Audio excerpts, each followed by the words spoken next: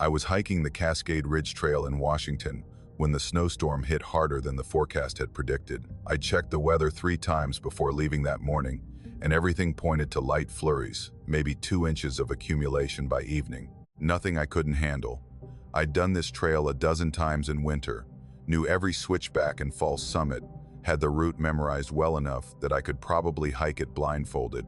But weather in the Cascades doesn't care about forecasts or experience, or how many times you've walked the same path. The snow started around 11, gentle at first, the kind of picturesque flakes that make winter hiking feel magical. By noon it was coming down harder, and the wind had picked up enough that I had to pull my hood tight and lower my head to keep the ice out of my eyes. Visibility dropped from 100 yards to 50, then to maybe 20. I could still see the trail markers, those faded blue blazes on the trees that marked the route, but they were getting harder to spot through the white. I made it to the ridge around 1 in the afternoon, about 2 hours behind schedule. The summit was another mile ahead, but standing there in the wind with snow accumulating faster than I'd expected, I made the smart decision: turn back. Live to hike another day. I wasn't one of those people who needed to summit no matter what, who'd push through dangerous conditions just to say they'd made it. I'd been hiking long enough to know that the mountain would still be there next week. I marked my position on my GPS, took a bearing, and started back down. The trail descended through a mixed forest of Douglas fir and hemlock, with the occasional twisted pine growing out of the rocky slope at improbable angles. About 45 minutes up, I'd stopped to photograph one of those pines, a particularly gnarled specimen that grew almost horizontally from a crack in a boulder before curving upward. The weird angle and the backdrop of snow-covered peaks had made for a good shot.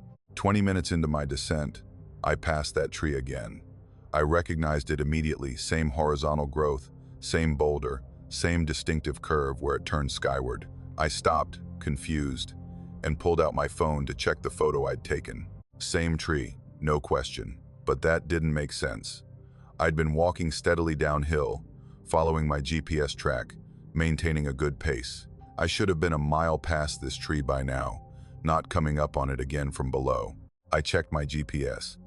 The track showed a straight line down from the ridge, no loops or circles, no indication that I'd gotten turned around. According to the device, I was exactly where I should be, making good progress toward the trailhead. I looked at the tree again, then at my GPS, trying to reconcile what I was seeing with what the technology was telling me. Maybe I was confused.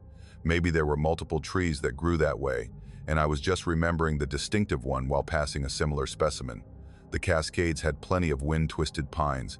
I took another photo for reference, marked the GPS location, and kept walking. 15 minutes later, I passed it again. The exact same tree, I was certain now.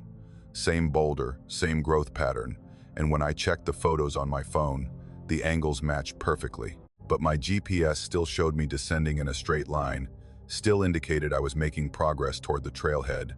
The little arrow representing my position moved smoothly down the digital map with each step I took. I stopped and took stock of the situation. The storm was getting worse, visibility now down to maybe 10 feet in any direction. The wind had an edge to it that cut through my layers and made my exposed skin sting. Temperature was dropping. I needed to get off this mountain, but I also needed to understand what was happening. I pulled out my knife and carved a large X into a tree about 20 feet from the twisted pine. Then I continued down the trail, walking slowly, paying careful attention to my surroundings, trying to spot any landmarks or features I might recognize. The GPS continued to show forward progress, but 12 minutes later, I found my mark. The X carved into the tree trunk, fresh wood exposed, exactly as I'd left it. My hands started shaking, and not from the cold. This wasn't possible. I'd been walking downhill the entire time, following what felt like a straight path, watching my GPS confirm that I was moving in the right direction. But somehow, I kept ending up at the same tree. I tried a different approach. Instead of following the trail, I'd cut through the forest at an angle, head more directly downslope. The terrain was steep and I'd have to navigate deadfall and brush, but at least I'd know I wasn't following some strange loop in the path. I marked another tree, struck out perpendicular to the trail, and pushed through the undergrowth. 20 minutes of difficult hiking, scrambling over logs and around boulders, working my way down a slope that was probably too steep to be safe in these conditions. But when I emerged from the thick brush onto what I assumed was the trail below, the first thing I saw was the twisted pine, and 20 feet away, the tree I'd marked before cutting cross-country. The X was there, along with a second mark I didn't remember making another X, slightly different angle, like someone else had used the same tree as a waypoint. I checked that tree more carefully. There were actually 4 X's carved into it, all fresh, all made with a knife similar to mine. And nearby trees had marks too, dozens of them, slashes and X's and arrows, all pointing in different directions, all looking recent. Like multiple people had been trying to mark their way through this forest, all choosing the same trees, all leaving the same kinds of marks. Or like one person had passed this spot over and over, marking it each time, not remembering the previous marks. The sun was getting low, the storm showing no signs of letting up. I needed to make camp, needed shelter and warmth before full darkness set in. I gathered what dry wood I could find, set up my tent in the lee of a large boulder about 50 feet from the twisted pine, and got my stove going to melt snow for water. I'd try again in the morning. Maybe in daylight, with clear weather, I'd be able to see what I was missing, find the way down. But I already knew something was deeply wrong. The GPS couldn't be trusted, or couldn't perceive whatever was happening here.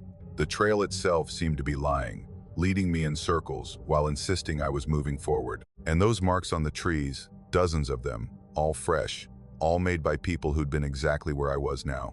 I didn't sleep much that night. The wind howled around my tent, and I kept hearing sounds that might have been branches breaking under snow load, or might have been something else. Footsteps, maybe. The crunch of boots on frozen crust, circling my camp. But when I looked out, my headlamp showed only falling snow and dark trees. Morning came gray and cold, but the storm had passed. I could see maybe 100 yards in any direction, could make out the shapes of the surrounding forest. I packed up camp, ready to navigate out in the improved visibility, and that's when I saw them. The camps, dozens of them, arranged in a rough circle around the twisted pine. Some were just rings of stones where fires had been built. Others had the remnants of tents, the fabric rotted and torn, the poles collapsed under years of snow and weather. One had a backpack, the frame rusted, and the pack itself disintegrated into scraps of nylon.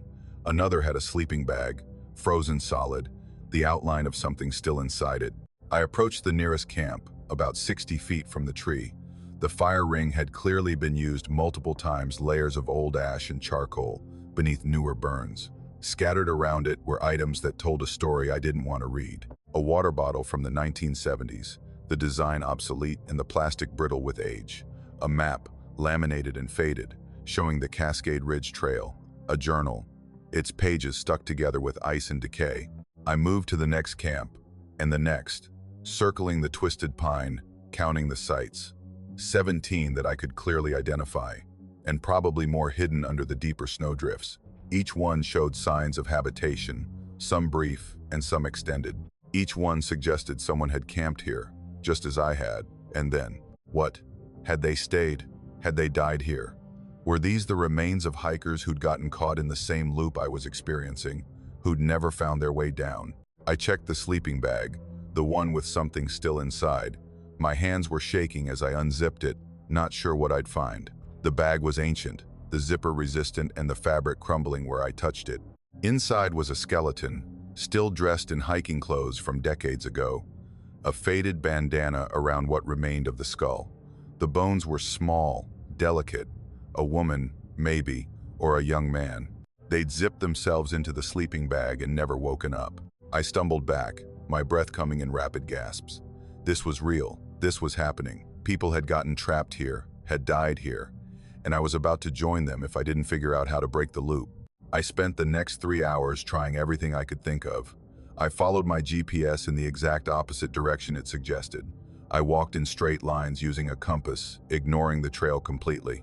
I even tried climbing upslope, thinking maybe I needed to go up and over the ridge to find a different way down. Nothing worked. Every path, every direction, every attempt to navigate away from that twisted pine just led me back to it. Sometimes within 15 minutes, sometimes after an hour of difficult hiking, but always back to the same tree. The GPS continued to insist I was moving, was making progress, was heading in the right direction. But I knew better. I was trapped in a circle with a radius I couldn't determine, centered on a tree that wouldn't let me leave. By the second night, I'd accepted that I wasn't getting out. Not easily, maybe not at all. I made camp again, this time adding my own site to the circle of the dead and lost. I carved new marks on trees, knowing that whoever came after me, if anyone came after me, would find them and wonder how many different people had left these symbols. I tried the satellite messenger, sent an SOS with my coordinates. The device confirmed transmission, but I had no way of knowing if anyone received it, if rescue would come, if they'd even be able to find me, if this place didn't want to be found. On the third morning, the snow started again. Not a storm this time, just light, persistent flakes that fell straight down in the still air. I walked the circle of camps, examining each one more carefully, looking for clues about how long people had survived here. Some camps showed evidence of weeks of habitation, multiple fire rings, extensive modifications to the site, desperate attempts to build more permanent shelter. Others looked like they'd only lasted a few days. The journal I'd found earlier was too damaged to read most of the entries, but I carefully separated a few pages and made out fragments. A date from 1982, a name Richard something, the last name illegible, references to the tree and can't leave, and 6 days now. The final legible entry was a single line. I understand now. The trail goes down. We just can't follow it. I don't know what that means. The trail is right there, clear and obvious, marked with blazes and trampled by years of hikers. But maybe that's the point. Maybe the trail does go down. Maybe it leads to the trailhead and the parking lot and civilization. But something about this place, something centered on that twisted pine, prevents us from following it, keeps us circling back, keeps us trapped in a loop we can walk, but never escape. It's been 3 days now, by my count, though time feels strange here. The GPS still shows me moving whenever I walk, still traces elaborate tracks across its digital map, tracks that should have taken me miles away. But I'm still here, still seeing that tree from different angles, still finding my own marks on the trunks around me, still adding to the circle of camps that surrounds this place. I think about Richard from 1982, about how long he lasted. I think about the skeleton in the sleeping bag, about whether they knew they were dying or if they just went to sleep one night and never woke up. I think about the other camps, the empty ones, and wonder if those people eventually found a way out, or if their bodies are just buried deeper in the snow, waiting to be found by the next person who gets trapped here. The snow has stopped, but that doesn't matter anymore. I can see clearly in every direction, can watch my GPS faithfully record my position and movement, can follow the trail that promises to lead me down. But I know the truth now. I know what every person who camped in this circle eventually learned. The trail does go down. We just can't follow it. Something keeps us here, keeps us walking the same paths, keeps us returning to that twisted pine no matter which direction we choose or how carefully we navigate. And eventually, when the food runs out or the cold gets too severe or we simply lose the will to keep trying, we'll add our own camp to the circle and wait for whatever comes next. I'm writing this in my own journal, adding it to the collection of last words and desperate observations left by the others. Maybe someone will find it. Maybe they'll read it before they try to leave, before they learn the same lesson we all learned. Maybe it will help them somehow, though I don't see how. The GPS says I'm still moving. The trail markers point the way down. My compass reads true. But none of it matters. I'm here, in this circle, with the twisted pine at its center and the camps of the dead arranged around it like petals on some terrible flower. And I don't think I'm leaving. The trail goes down. I just can't follow it. The emergency shelter on Mount Katahdin saved my life when the blizzard trapped me above tree line, though I'm not sure saved is the right word anymore. I'd been climbing solo, which I know is stupid, but I'd done it a dozen times before without incident. The weather forecast had called for clear conditions, maybe some wind, but nothing I couldn't handle. By the time I realized the forecast was wrong, I was already committed, too far up to safely descend before the storm hit. The blizzard came in fast, the way they do in the mountains when the conditions align just wrong. 1 minute I had visibility to the next cairn, the next I was in a complete whiteout, with wind strong enough to knock me sideways. The temperature dropped 20 degrees in what felt like seconds, and I knew I was in serious trouble. Descending in those conditions was suicide. My only chance was to find shelter and wait it out. I'd studied the maps obsessively before the climb, Knew there was an emergency shelter somewhere near the ridge. A three-sided stone structure built decades ago for exactly this situation, when hikers got caught above tree line in weather that could kill them in hours. I had a general idea of where it should be, maybe 200 yards northeast of where the storm had caught me. Finding it in the whiteout would be difficult, but it was my only option. I tied myself to my ice axe with a length of cord, knowing that if I wandered off course, I could walk right past the shelter and never see it. Then I started moving, counting steps, trying to maintain a straight line, while the wind pushed me around and the snow erased my tracks behind me. Every 30 steps I'd stop, do a full circle with my headlamp, looking for any shape that might be the shelter. Nothing but white and the occasional glimpse of rock when the wind cleared the air for a moment. I was on my fourth sweep when I saw it, a darker patch in the white, the outline of stone walls barely visible through the blowing snow. Relief flooded through me so intensely I almost fell to my knees. I stumbled toward it, fighting the wind, and pushed through the opening into the shelter. The structure was exactly as I'd read about it. 3 stone walls about 6 feet high, with the fourth side open to the elements but angled away from the prevailing wind. A slanted roof of corrugated metal, anchored with rocks and cables. Just big enough for maybe 4 people to huddle together, with a stone bench along the back wall and a small shelf that held a logbook in a waterproof case and some emergency supplies, old candles, matches in a sealed container, an emergency blanket from sometime in the 1980s. I was alone, which I'd expected. Not many people climb Katahdin in winter, and fewer still get caught in storms like this. I set up my sleeping bag on the bench, got my stove going to melt snow for water, and settled in to wait out the blizzard. The shelter blocked most of the wind, and while it was still cold, it was survivable. I'd be okay until morning. That's what I told myself as I ate an energy bar and tried to warm my hands around my cup of hot water. I'd be okay. The storm would pass, and I'd descend in the morning. This was just an uncomfortable night, a story I'd tell about the time I got caught in a blizzard on Katahdin and had to use the emergency shelter. Nothing worse than that. The first time I heard the movement, I thought it was the wind, a rustling sound from the back corner of the shelter, like fabric shifting or something sliding across stone. I turned my headlamp toward the corner and saw nothing but the bare stone walls and the empty bench. The sound stopped immediately. I went back to preparing my sleeping bag, chalking it up to wind eddies or my own nerves. Being alone in a storm like this does things to your mind, makes you hear patterns in random noise. But then I heard it again, more distinct this time, not wind, movement. Something deliberate, like someone adjusting their position or shifting weight from one side to the other. I grabbed my headlamp and pointed it directly at the back corner, the beam steady and bright. Nothing. Empty shelter, bare stone, no place for anything to hide. I stood up, walked over to the corner, ran my hands along the walls. Solid rock, no gaps or crevices, no explanation for the sound I'd heard. I was tired, I told myself. Exhausted from the climb and the stress of the storm, my mind playing tricks.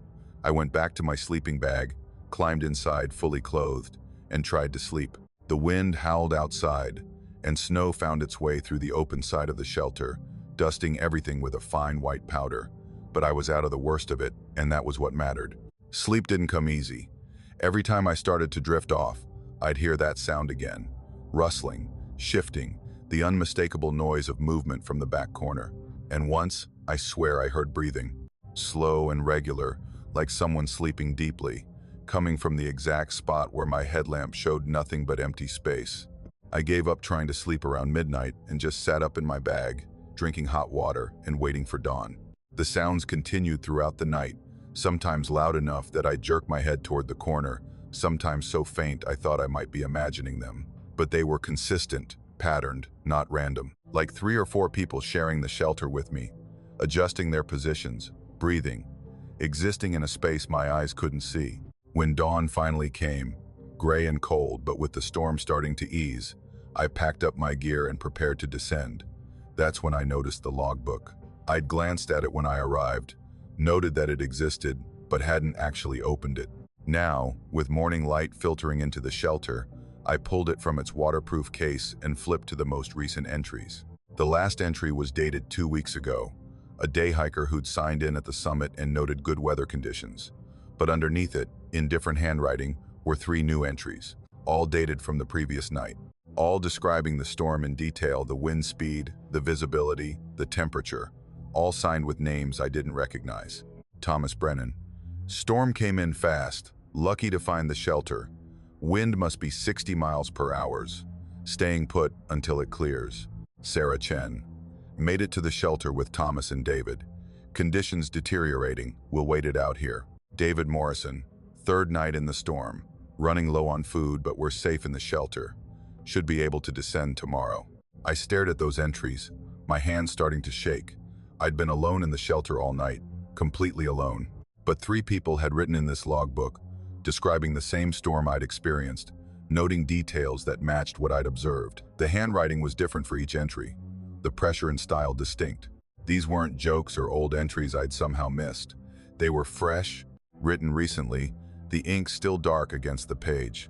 I flipped back through the logbook, my confusion turning to something colder and more visceral. Found entries from those same 3 names scattered through the previous winter, always during storms, always describing being trapped in the shelter. And then, as I went further back, I found a cluster of entries from January 1975. Thomas Brennan. Storm worse than forecasted. Taking shelter with Sarah and David.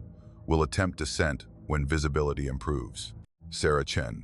Second day in the shelter. Storm not letting up. Rationing food. Staying warm. David Morrison. Third day. Storm still going. Getting worried. But we're together and we're alive. We'll make it. And then the final entry, in handwriting that was shakier, more desperate. Fourth day. Storm finally clearing, but we're so cold. Going to sleep. We'll try to descend in the morning. Together. We'll be okay. That was the last entry from 1975. Nothing after it in their handwriting. Nothing to indicate they'd made it down. I stood there in the shelter, the logbook trembling in my hands, and felt the temperature drop despite the morning sun starting to break through the clouds. I turned slowly toward the back corner of the shelter, the corner where I'd heard the sounds all night. My headlamp still worked in the growing daylight, and I pointed it at the space I'd checked a dozen times during the night. In the better light, I could see what I'd missed before. The sleeping bags, 3 of them, arranged neatly along the bench in the back corner, partially hidden by shadows and the angle of the stone walls. They were old, the fabric faded and crusted with ice, the kind of sleeping bags people used in the 1970s before modern materials made them lighter and warmer. They were arranged as if people were still in them, the shapes distinct, the bag zipped up to the top. I approached slowly, my breath fogging in the cold air, my heart hammering against my ribs. The bags were frozen solid, the ice so thick it had become part of the fabric. I knelt beside the first one, saw a patch of orange fabric that might have been bright once but had faded to rust. Through the frost on the outside, I could see the outline of something inside. I didn't touch them, didn't unzip them, or try to confirm what I already knew.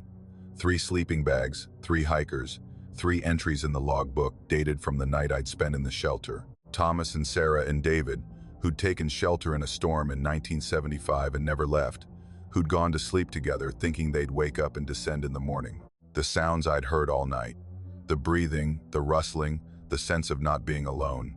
They'd been there with me, in their sleeping bags in the corner, waiting out another storm the way they'd been waiting for almost 50 years.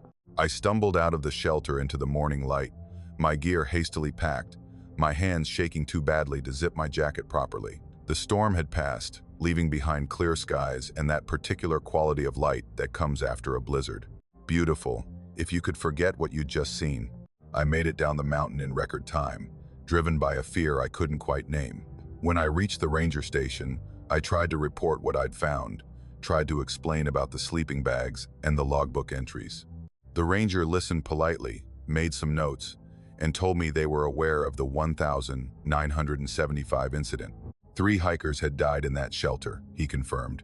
Froze to death during a storm that lasted 4 days. Their bodies had been recovered the following spring, their sleeping bags and gear removed. The shelter had been empty for decades, aside from the logbook and basic emergency supplies that were replenished every few years. I tried to tell him about the sleeping bags I'd seen, but he just shook his head. The shelter was empty, he insisted. He'd been up there himself just last month, had checked the structure, and restocked the supplies. There were no sleeping bags, no bodies, Nothing but stone walls and a metal roof. But I know what I saw. And when I got home and developed the photos from my camera, the ones I'd taken of the shelter that morning before I left, I could see them, faint but visible, 3 shapes in the back corner where the sleeping bags had been.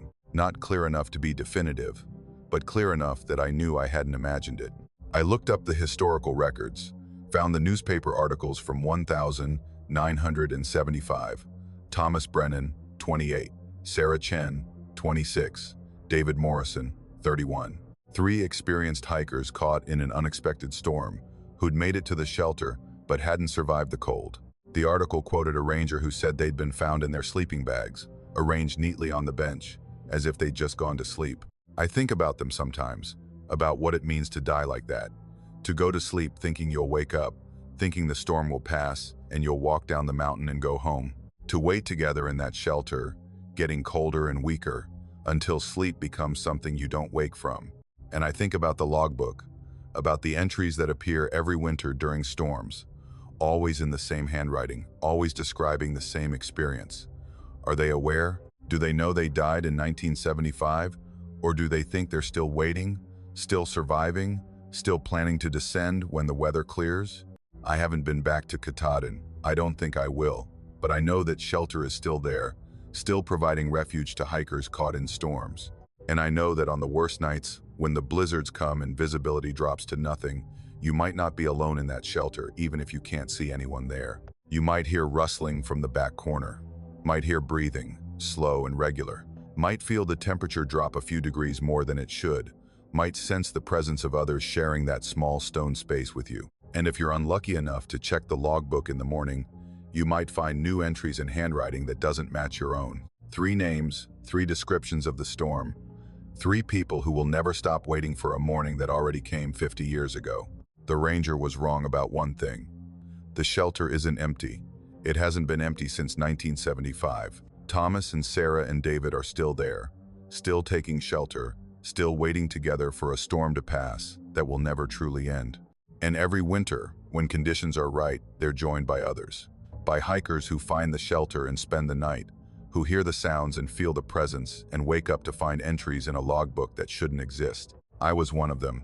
I spent a night in that shelter, and some part of me is still there, will always be there, recorded in that logbook in handwriting that isn't quite my own, describing a storm I survived but can't quite remember ending. The shelter saves lives. That's what they say. That's what it's there for. But I think it collects them too, in its own way. Holds on to the people who didn't make it, keeps them waiting in that back corner, letting them relive the same night over and over, always hoping that this time, when they wake up, they'll finally be able to descend. I encountered him 2 miles below the summit of Mount Rainier, climbing upward as I was descending in the worsening storm. I'd summited early that morning, one of maybe a dozen climbers who'd made the push from Camp Mora in the pre-dawn darkness. The weather had been perfect at the top, clear skies, minimal wind, that pristine alpine silence that makes all the suffering of the climb worthwhile. But by the time I started my descent around 9 a.m., clouds were building fast on the western horizon, and the wind had picked up enough to make me nervous. I'd been moving quickly, trying to get below the exposed sections before the weather turned completely. The route down from the summit follows a broad ridge for the first mile, then drops into a series of crevassed snowfields that require careful navigation even in good conditions. In a storm, they'd be treacherous, and I'd seen enough people get into trouble on Rainier to know that speed was more important than pride. I was somewhere around 11,000 feet, just starting into the steeper descent, when I saw him coming up. At first I thought I was seeing things, that the altitude or the changing light was playing tricks on my eyes. But no, there was definitely someone climbing toward me, moving with steady determination up the route I was descending.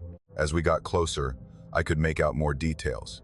He was a man, maybe in his 30s, with a full beard and shoulder-length hair that whipped around in the increasing wind. But it was his gear that really caught my attention. Bright colors, electric blue jacket, red pants, yellow gaiters, the kind of eye-searing combinations that were popular in the 1980s before outdoor companies learned that muted earth tones sold better.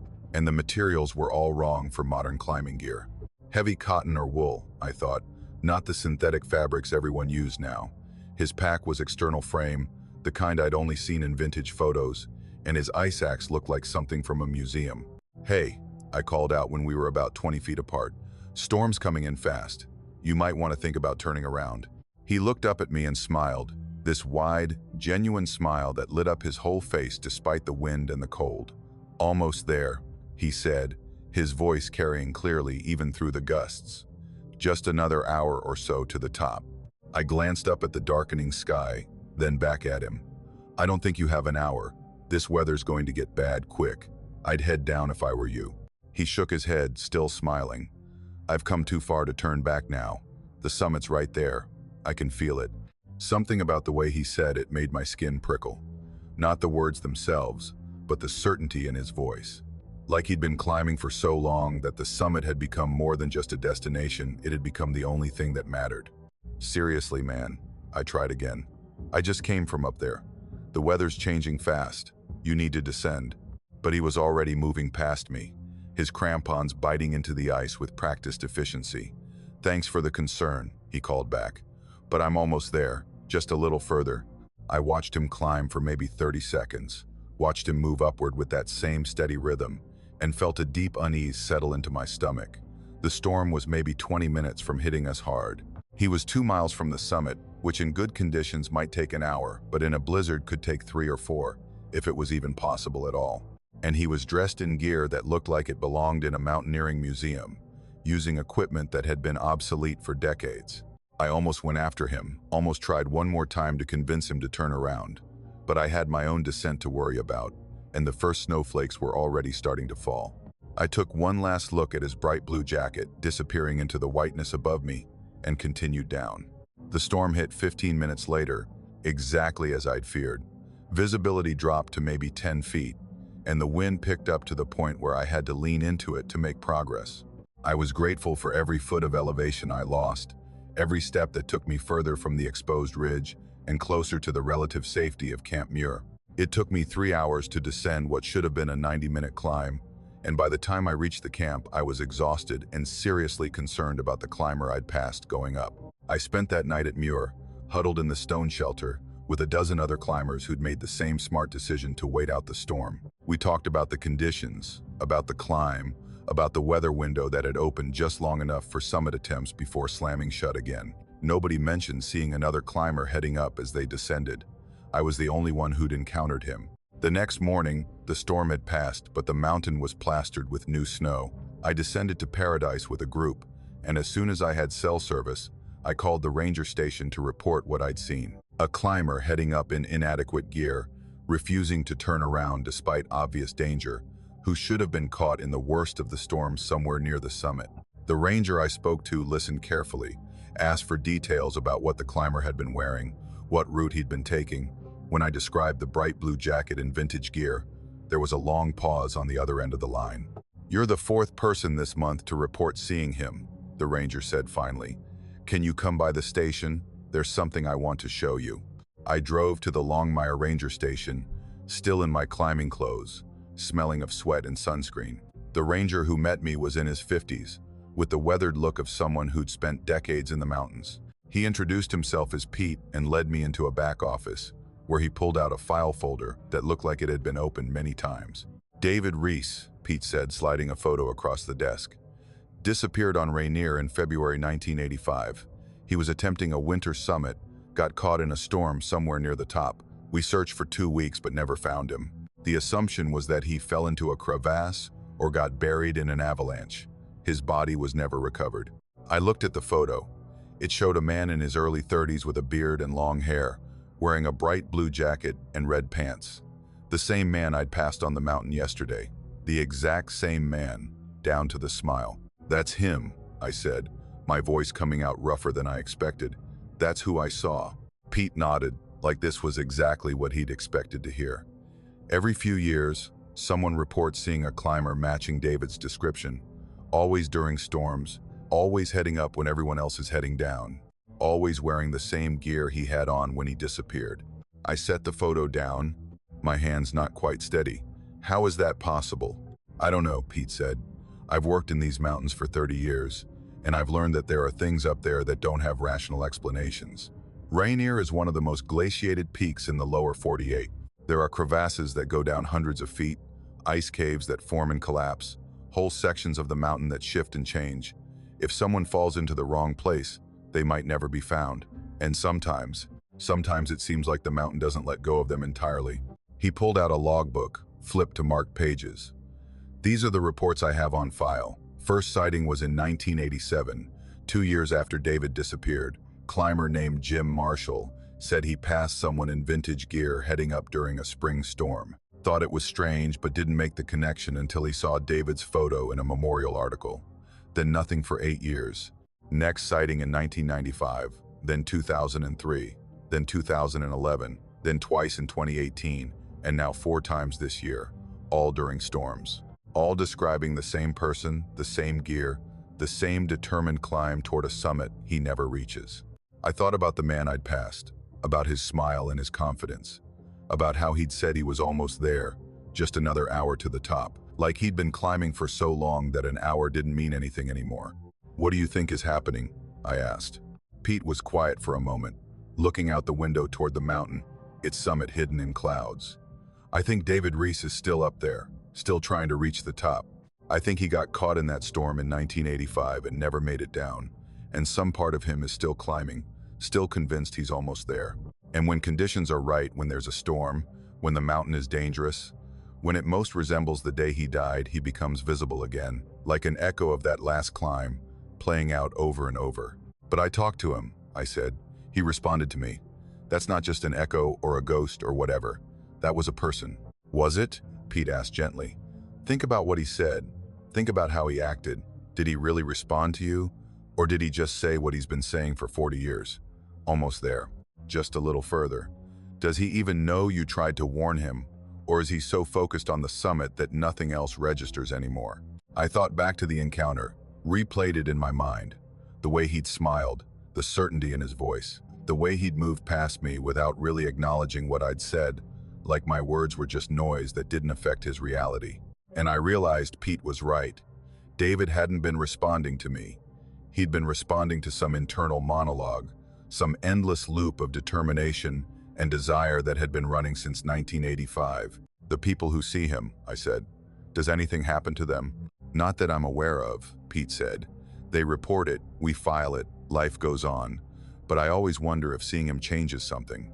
If knowing that someone can chase a goal so single-mindedly that they keep chasing it even after death, if that does something to how you think about your own climbs, your own risks." I left the ranger station with David Reese's photo, which Pete let me keep. I've carried it with me ever since, a reminder of what I saw on that descent from Rainier's summit. I've climbed the mountain 3 more times in the years since, always in good weather, always with careful attention to conditions, and I've never seen David again. But I've talked to others who have. There's a whole informal network of climbers who've encountered him, who share their stories in hushed tones at base camps and climbing gyms. A woman who passed him in 2019 said he was wearing the same blue jacket, but it looked more faded, like the colors were slowly leaching away. A guide who saw him in 2021 said David walked right through a rope team without acknowledging them, just kept climbing upward with that same determined pace. The most disturbing account came from a climber who summited during a freak summer storm last year. He said he found fresh footprints at the top, leading to the very highest point and then just stopping. No prints leading away, no sign of anyone descending, just tracks that ended at the summit, as if someone had finally reached their goal and then ceased to exist. I think about that a lot. I think about David Reese climbing for 40 years toward a summit he can never quite reach, and I wonder if he finally made it, if those footprints were his, if after all this time he managed to complete the climb that killed him, or if the mountain just played another trick, showed him the summit one more time before pulling it away again, sending him back down to start the climb over. Because that's the thing about Rainier, about all these big mountains. They're beautiful and terrible in equal measure, and they don't care about our goals or our determination or how badly we want to reach the top. They just exist, massive and indifferent, and sometimes they take people who love them too much to let go. I still climb, but I'm more careful now. I turn back when conditions deteriorate, even if the summit is close.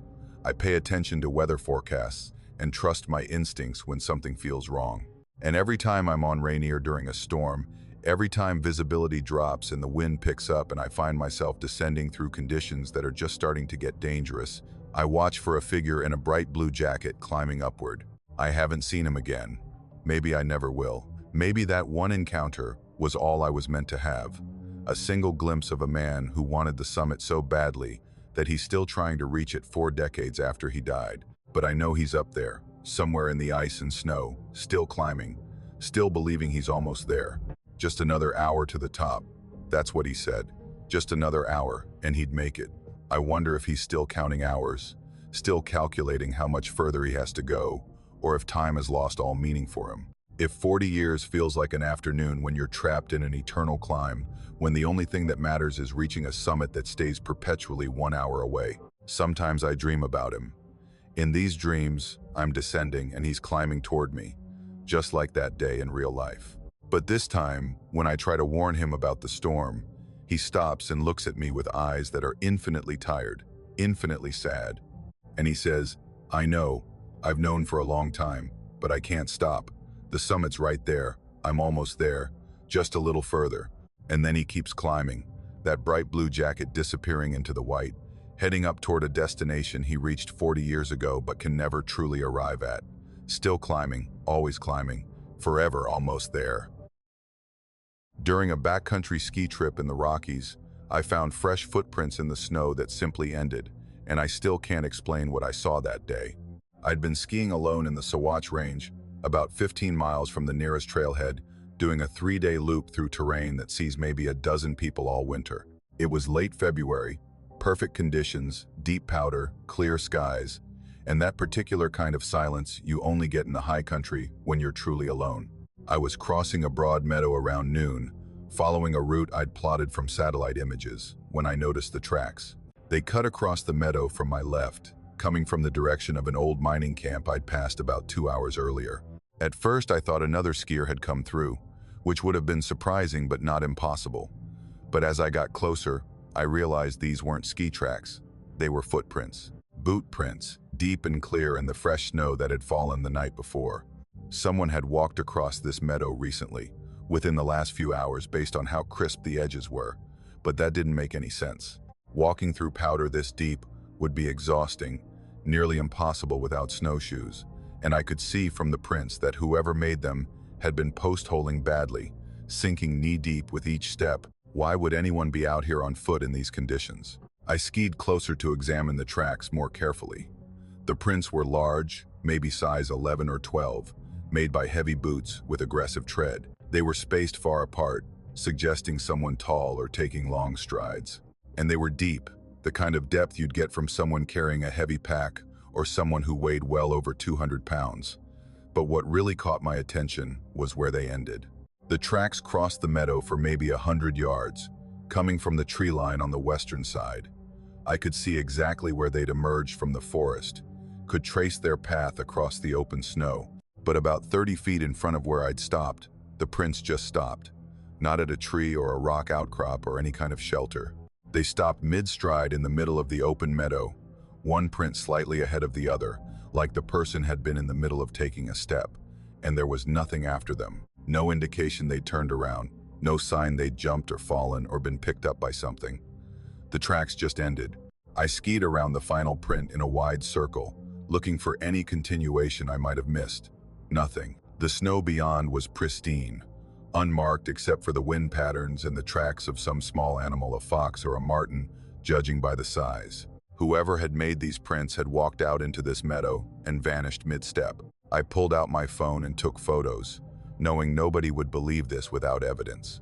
The prints were clear and distinct in the viewfinder, the shadows sharp in the midday sun.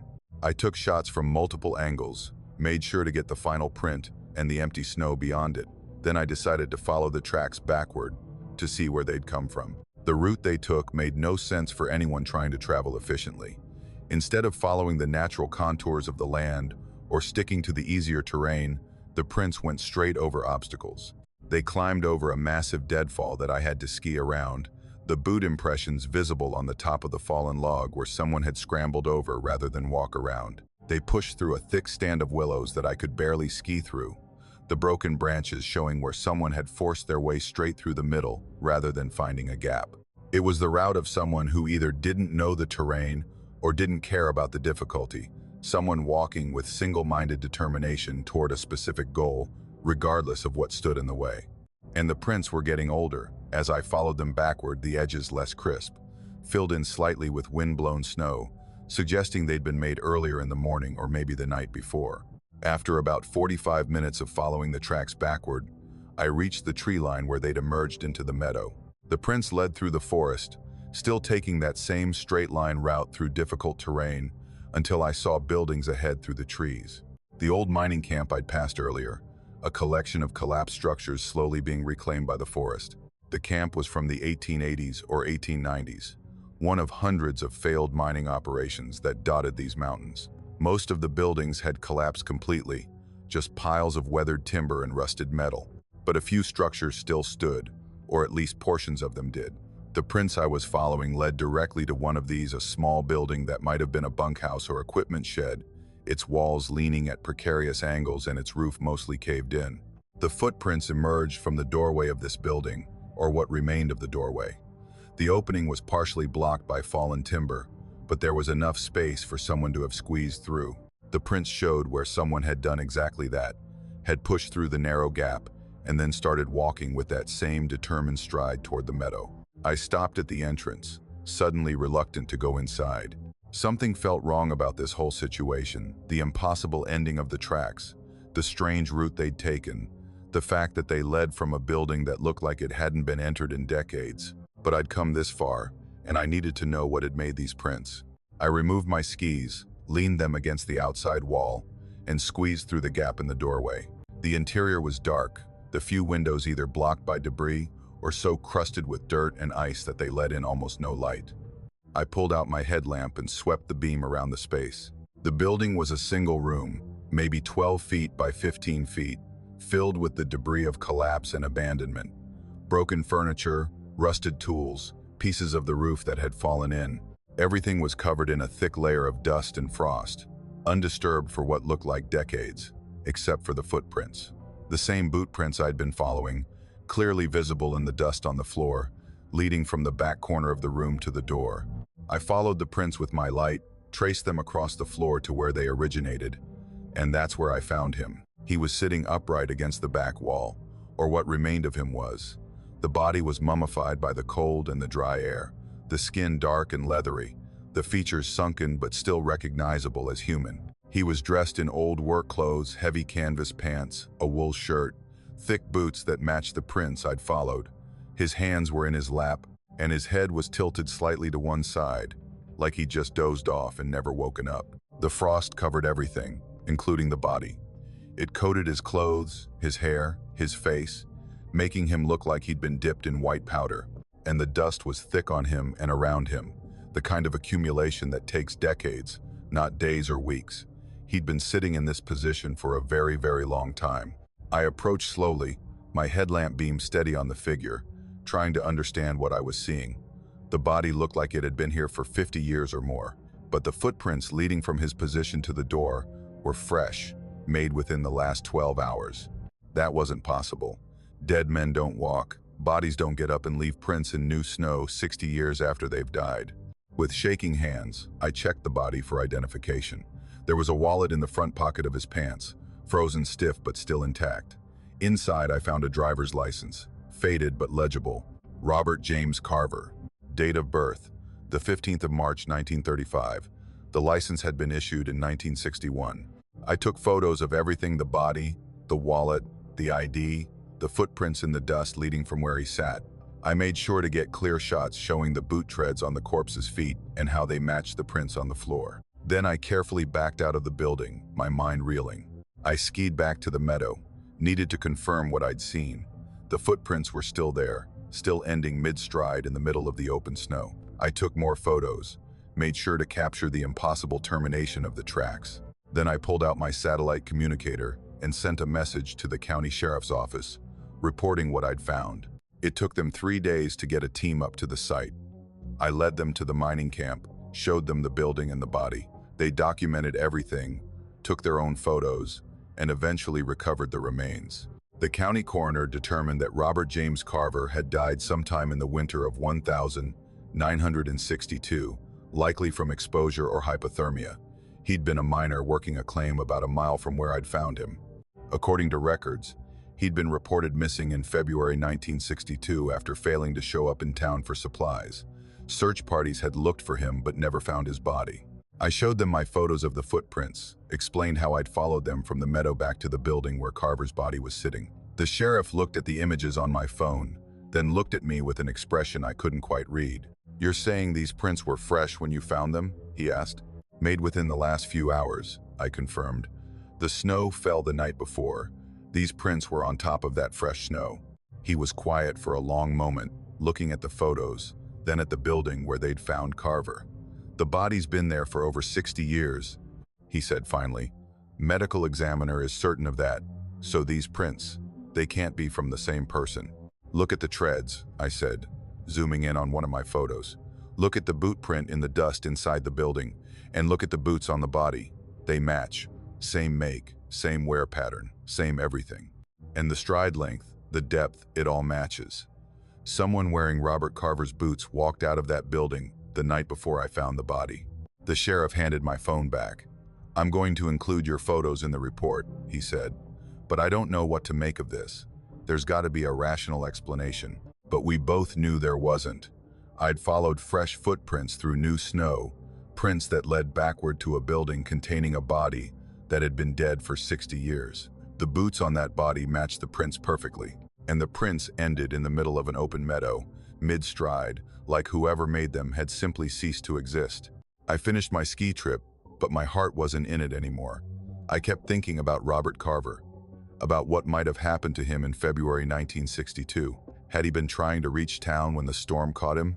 Had he made it to the mining camp, sought shelter in that building, and died there waiting for rescue that never came? And if he died there, frozen in place for 6 decades, what had walked out of that building the night before I found him? What had made those prints in the fresh snow, walking with determined strides toward the meadow before vanishing mid-step? When I got home, I did more research. Found old newspaper articles about Robert Carver's disappearance. He'd been a solitary man, worked his claim alone, came to town once a month for supplies. People said he was looking for something specific, that he'd been obsessed with finding a particular vein of ore that he was convinced was in the area. The last time anyone saw him alive, he'd been buying supplies in town and talking about how he was close, how he just needed a few more weeks to find what he was looking for. They never found his claim site, never found where he'd been working or what he'd been searching for.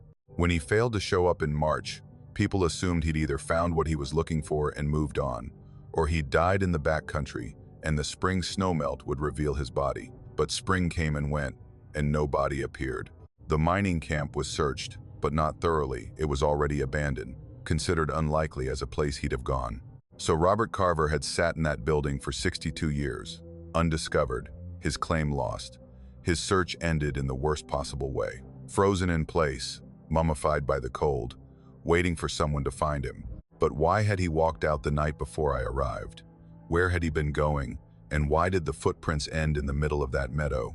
I've thought about this every day since, turned it over in my mind, tried to find some rational explanation that makes sense. The best I can figure is that Robert Carver died trying to reach something, trying to complete some task that he never finished.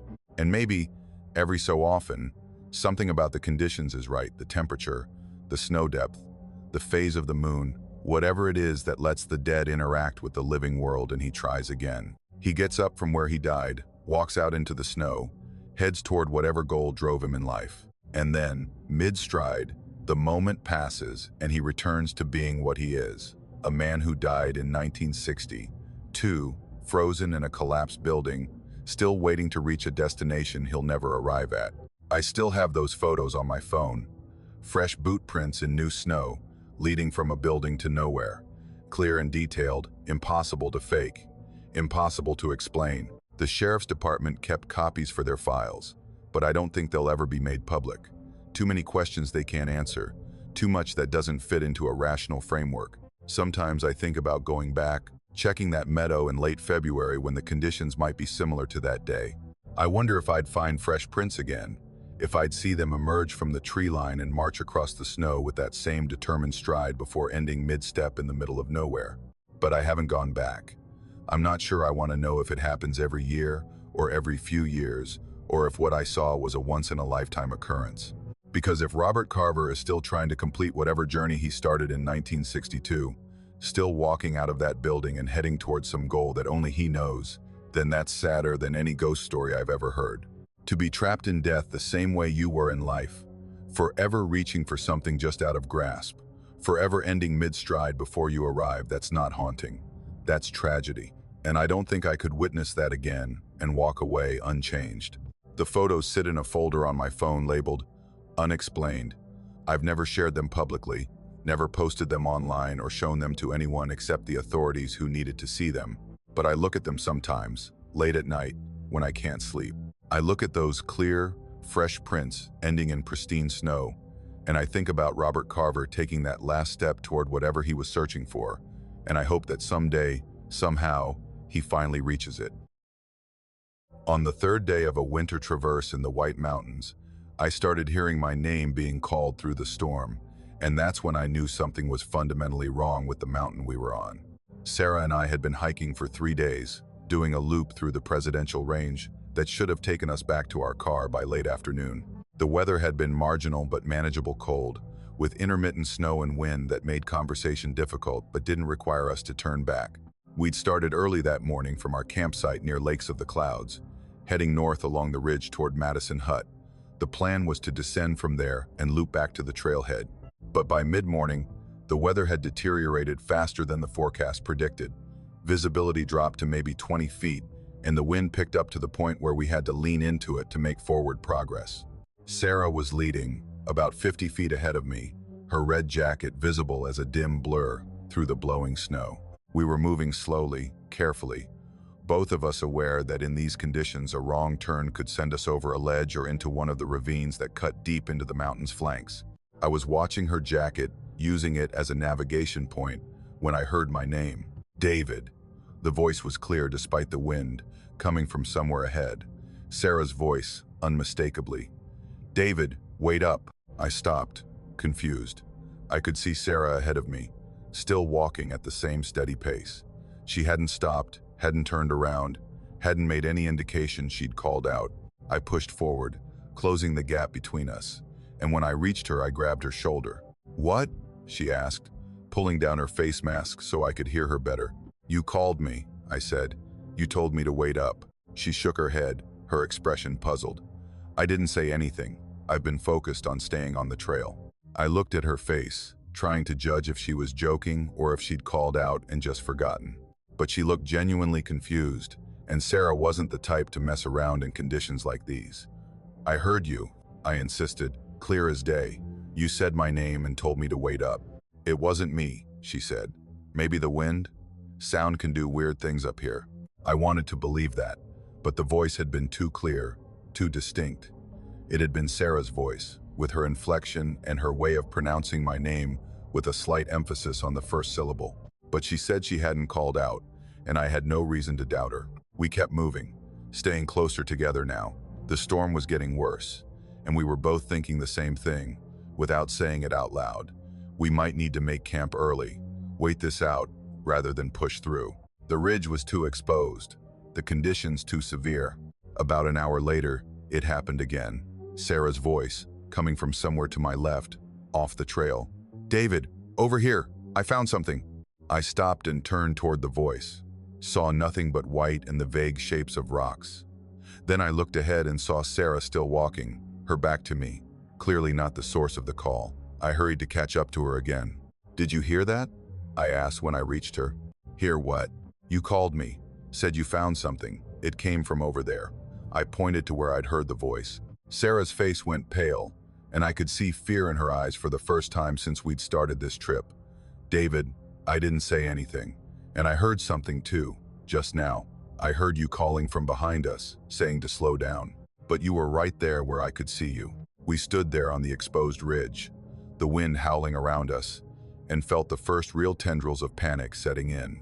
We were both experienced hikers, had done dozens of winter trips, knew the risks and how to manage them. But this was something outside our experience, something that didn't fit into the category of normal trail hazards.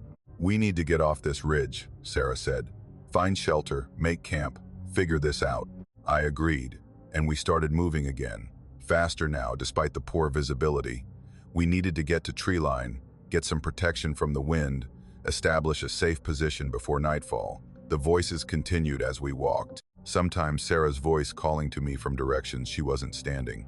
Sometimes my voice calling to her from places I wasn't. We stopped responding, stopped even acknowledging them, just kept moving. By the time we found a suitable campsite, a small copse of stunted pines that provided minimal windbreak, but was better than the exposed ridge, we were both hearing the voices constantly, and they were getting more specific, more personal. I heard Sarah's voice saying things she'd told me in confidence, repeating conversations we'd had weeks ago. She heard my voice doing the same, using knowledge that only I should have. We set up the tent in near silence, working quickly despite the cold and wind. Once we were inside with the stove going and our sleeping bags laid out, we finally talked about what was happening. "This isn't normal," Sarah said, her voice shaking slightly. "Wind doesn't do this. Echo doesn't do this. Something is wrong." I nodded, not trusting myself to speak, because she was right. What we were experiencing went beyond any natural phenomenon I could explain. The voices weren't random or garbled. They were perfect reproductions of our voices, speaking with complete knowledge of our lives, our histories, our secrets. As if reading my thoughts, Sarah's voice came from outside the tent, maybe 10 feet away. "David, come out here. I need to show you something. It's important." We both froze, staring at each other in the tent's dim interior. Sarah was right there, inches away from me, her mouth closed. But her voice continued from outside, sounding urgent and concerned. "David, please. I found the trail. We can get off the mountain, but we need to go now, before the storm gets worse." "Don't respond," Sarah whispered, her real voice barely audible. "Don't go out there." My own voice joined hers from a different direction, calling to Sarah. "Sarah, I need help. I've hurt my ankle. I'm about 30 yards north of the tent. Please, I can't make it back on my own." Sarah grabbed my arm, her fingers digging in through my jacket. "That's not you," she said, as if I needed the confirmation. "You're right here." The voices continued through the evening, sometimes separate, sometimes overlapping. They called to us using knowledge they shouldn't have. My voice told Sarah about the time she'd cheated on a high school exam, something she'd never told anyone. Her voice told me about my father's death, repeated things I'd said to my mother at the funeral, private words no one else had heard. At one point, my voice came from very close to the tent, maybe 20 feet away. "Sarah, I found a better campsite. It's more sheltered, has better wind protection. Come on, we should move the tent." Then, from another direction, Sarah's voice responded to my voice.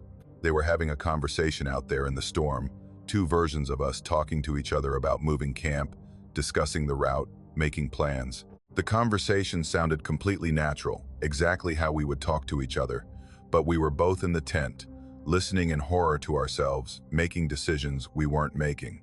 "What do they want?" Sarah asked. "Why are they trying to get us to come out?" I didn't have an answer, but I thought about the stories I'd heard about the White Mountains, about how many people had died up here over the years. Hundreds of hikers caught in sudden storms, lost in the fog, frozen on the exposed ridges. I thought about how the mountain might remember those deaths, might somehow record the voices and thoughts of people in their final moments. And I wondered if what we were hearing were echoes of ourselves, not past versions, but potential future versions. The voices of us dying out there in the storm, calling back to our current selves, trying to get us to make the same mistakes they'd made. Or maybe it was something else, something that lived in the storm, that fed on the fear and desperation of lost hikers, something that knew how to sound like the people you trusted most, that could access your memories and use them against you. The voices became more aggressive as the night wore on. They stopped being merely persuasive and became demanding, then angry. My voice shouted from outside the tent, "Sarah, what the hell are you doing in there? Get out here now. We're leaving." Her voice screamed my name, crying, saying she was hurt and bleeding and needed help immediately.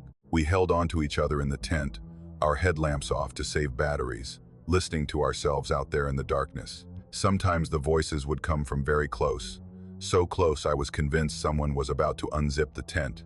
Other times they'd come from further away, calling and calling, growing more desperate and furious when we didn't respond. Around midnight, things changed. The voices stopped calling to us and started calling to each other. We heard what sounded like an argument between multiple versions of ourselves, all of them angry, all of them blaming each other for being lost. Then we heard screaming.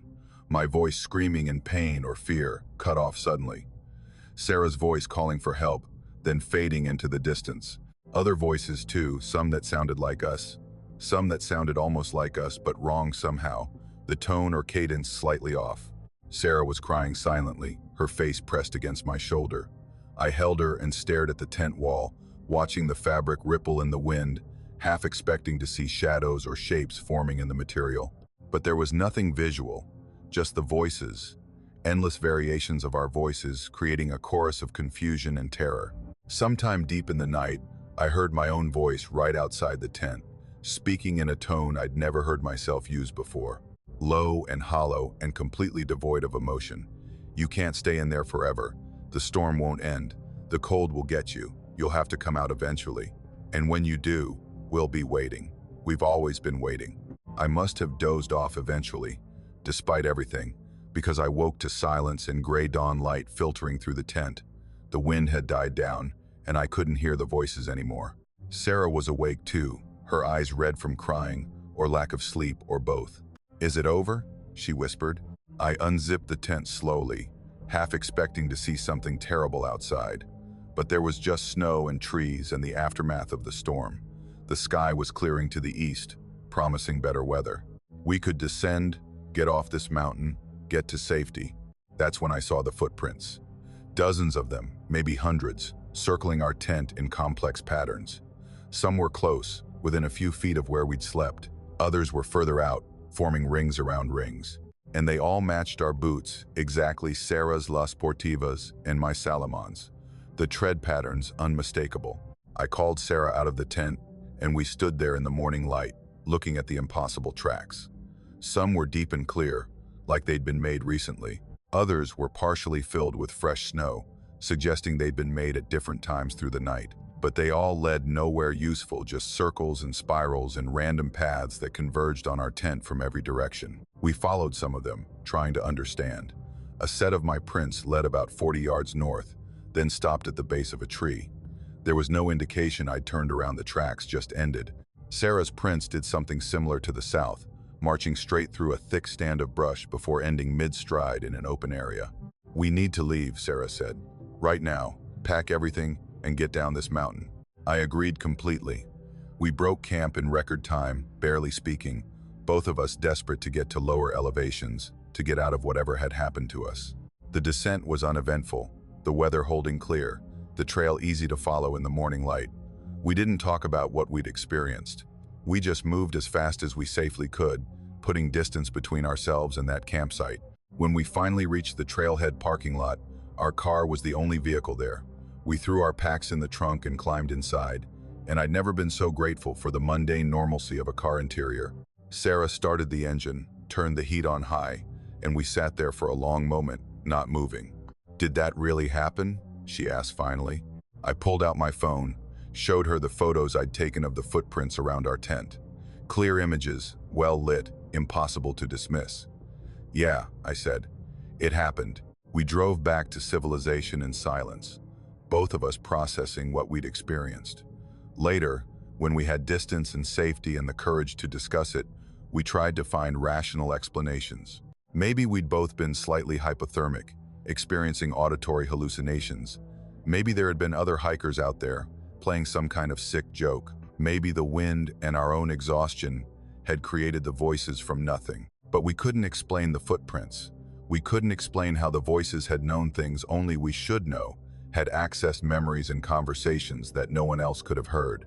And we couldn't explain the way the voices had changed through the night, from persuasive to demanding to something darker and more ancient. I haven't been back to the White Mountains since. Sarah moved to Colorado a few months later, said she needed a change of scenery. We don't talk much anymore, and when we do, we never mention that night. It's like we've both decided that acknowledging it makes it more real, and neither of us can handle it being real. But sometimes, when I'm alone and it's quiet, I hear my name being called in Sarah's voice. And I wonder if we ever really left that mountain, or if some part of us is still up there, circling that tent, calling out to versions of ourselves that are just out of reach, forever trying to lure us into making that one fatal mistake. The voices in the storm knew us too well. They spoke with our mouths and knew our secrets and used everything we were against us. And I think that whatever lives up there in the mountains during the worst storms, whatever makes those voices and creates those impossible footprints, it's still calling. Still using our voices to lure others who might listen, who might step out of their tent and into the white, following the sound of someone they trust right up until the moment they realize their mistake. I just hope no one ever answers. I've climbed Mount Washington 17 times, always in winter, always the same route, and I thought I knew that summit better than most people know their own backyards. The route up the Tuckerman Ravine Trail and across the Alpine Garden to the summit cone had become as familiar to me as walking to my mailbox. I could navigate it in complete darkness if I had to, could tell you where every boulder field started and where the steepest pitches were. I'd summited in winds exceeding 80 miles per hour, in temperatures below -20, in conditions that would send most sane people running for lower elevations. Mount Washington in winter was my testing ground, the place I went when I needed to remember what I was capable of. The summit cairn had always been my landmark, my goal, the physical confirmation that I'd made it. It's a massive pile of rocks that's been there for over a century, maybe longer, marking the absolute highest point of the mountain. 6 feet tall, 10 feet across at the base, built from hundreds of stones that hikers and climbers have added over the decades. In clear weather, you can see it from a quarter-mile away. In storms, it's often the only thing visible through the blowing snow, a darker shape in the white that tells you you've reached the top. My 18th climb started like all the others. I went up with a group of 4 experienced winter climbers, all of us, people I'd climbed with before. We left the trailhead at 4 a.m., headlamps cutting through the darkness, moving at a steady pace through the forest. By the time we reached treeline, dawn was breaking gray and cold, and we could see the summit cone rising above us, already wrapped in clouds. The forecast had called for deteriorating conditions, but we'd expected that. Winter on Washington means storms more often than not, and we were prepared with the right gear and the experience to know when to turn back if things got too severe. The climb went smoothly, and by 10 a.m. we were above the Alpine Garden, working our way across the exposed tundra toward the final push to the summit. That's when the storm really hit. Visibility dropped to maybe 20 feet, and the wind picked up to the point where we had to rope together to stay in contact. But we were close, maybe half an hour from the top, and we'd all been in worse conditions. We kept climbing, using our GPS and our knowledge of the route to stay on track. The clouds broke for just a moment when we reached what should have been the summit area. A sudden gap in the storm, like a curtain pulling back, giving us maybe 30 seconds of clear visibility. And that's when I saw them. 2 cairns, both massive, both clearly the summit marker I'd seen 17 times before. One was in the usual spot, where I expected it to be, where every map and every photo showed it. But about 50 feet to the northeast, there was another one, identical in size and construction, the same weathered stones, the same general shape, 2 summit cairns, where there should only be one. I stopped, confused, and pulled down my face mask to get a better look. The second cairn was real. I could see the individual stones, could see ice and lichen coating the rocks, just like the original. It wasn't a shadow or a trick of the light. It was solid and 3-dimensional, occupying space that I knew was supposed to be empty tundra. "Do you see that?" I called to Marcus, who was roped in behind me. "See what?" he shouted back over the wind. I pointed to the second cairn, but even as I did, the clouds closed in again, and visibility dropped back to near zero. "There were 2 cairns," I said, 2 of them, about 50 feet apart. Marcus looked at me like I was joking. "Hypoxia getting to you? There's only ever been 1 summit cairn." But I knew what I'd seen. 2 cairns, both real, both solid. I'd climbed this mountain 17 times and I'd never seen anything like it. I approached where the second cairn had been, moving carefully across the wind-scoured rock, but there was nothing there now, just bare summit, the typical mix of broken stone and ice that characterized the top of Washington. The clouds shifted again, giving us another brief window of visibility, and I turned to look for the main cairn. It should have been right behind us, maybe 30 feet back, but it wasn't there. The summit was empty, no cairn at all, just wind-blasted rocks stretching in every direction. "Where's the cairn?" I asked, my voice coming out higher than I intended. The group stopped, all of us looking around in the clearing weather. We were definitely at the summit, the GPS confirmed it, and we could see the terrain dropping away in all directions. But the cairn was gone, just gone, like it had never existed. "We must have drifted off course," Jennifer said. "The cairn's probably over there." She pointed to the east, and we started moving in that direction, staying roped together. But 20 feet later, we still hadn't found it. We did a full circle, searching the summit area, and found nothing. Then Marcus called out, "Got it," and we all moved toward his voice. The cairn was there, solid and unmistakable, right where he was standing. Except his position was at least 100 feet from where the cairn should have been, well off the actual summit point. The GPS showed we were no longer at the highest elevation, we were about 30 feet lower, on the eastern slope. "That's not right," I said, checking my GPS again. "The cairn should be back there." I pointed to where we'd been standing moments before. "Well, it's here now," Marcus said, touching the stones like he needed physical confirmation. "Let's just take our summit photos and get the hell down. This weather's getting worse." We did the usual summit ritual group photo by the cairn, individual shots, a quick check of the conditions. But the whole time, I couldn't shake the feeling that something was fundamentally wrong. The cairn was in the wrong place. Or we were in the wrong place. Or both.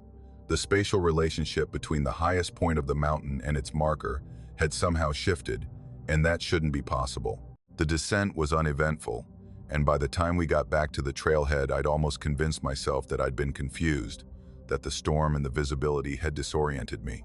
17 previous climbs meant nothing if the 18th climb was in the worst conditions I'd experienced. Maybe I'd just gotten turned around. But that night, when I got home and looked at the GPS track from the climb, I saw something that made my blood run cold. The track showed us reaching the summit at 10:47 a.m., exactly where we should have been. But it also showed us moving in a strange pattern for the next 20 minutes, a series of loops and circles around the summit area, like we'd been wandering in confusion. Except I remembered that time clearly.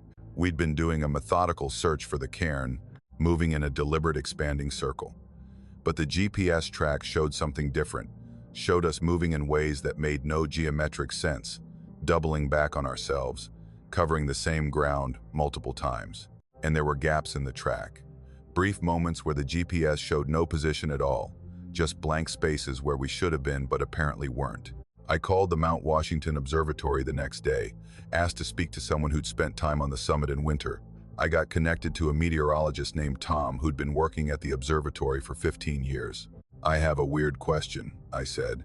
"Has anyone ever reported the summit cairn being in the wrong location?" There was a long pause on the other end of the line. "Why do you ask?" I described what I'd seen the two cairns, the disappearance, finding it again in a different location. Tom listened without interrupting, and when I finished, he sighed. "You're not the first person to report this," he said. "We get maybe 4 or 5 reports every winter of something weird happening with the summit cairn during storms. People see multiple cairns, or the cairn disappears entirely, or they find it in locations that don't match the actual summit. One guy last year swore he saw the cairn moving, like it was sliding across the rock surface. But here's the thing, whenever we check in clear weather, the cairn is exactly where it's supposed to be. Same location, same construction, same everything. So what's causing it?" I asked. "I don't know," Tom admitted.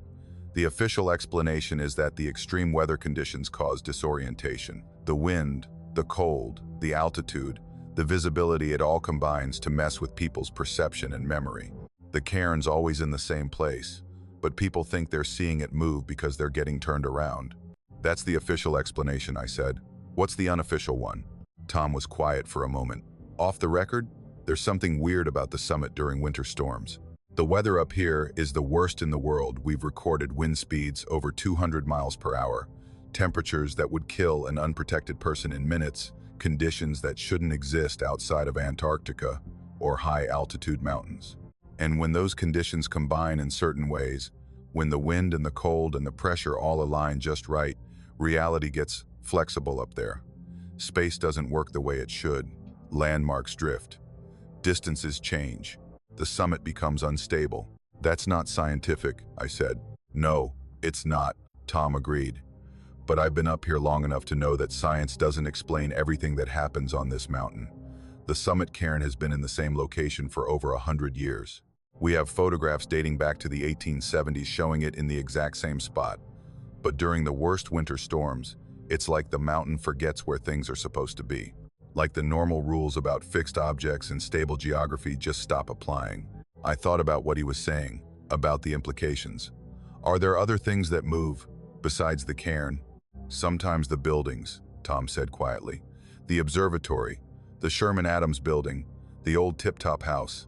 During the worst storms, people have reported seeing them in different configurations, different positions relative to each other. We have photos from the same storm showing the buildings from different angles that shouldn't be geometrically possible. And there are reports of seeing structures that don't exist anymore, that were torn down decades ago, appearing solid and real during winter storms.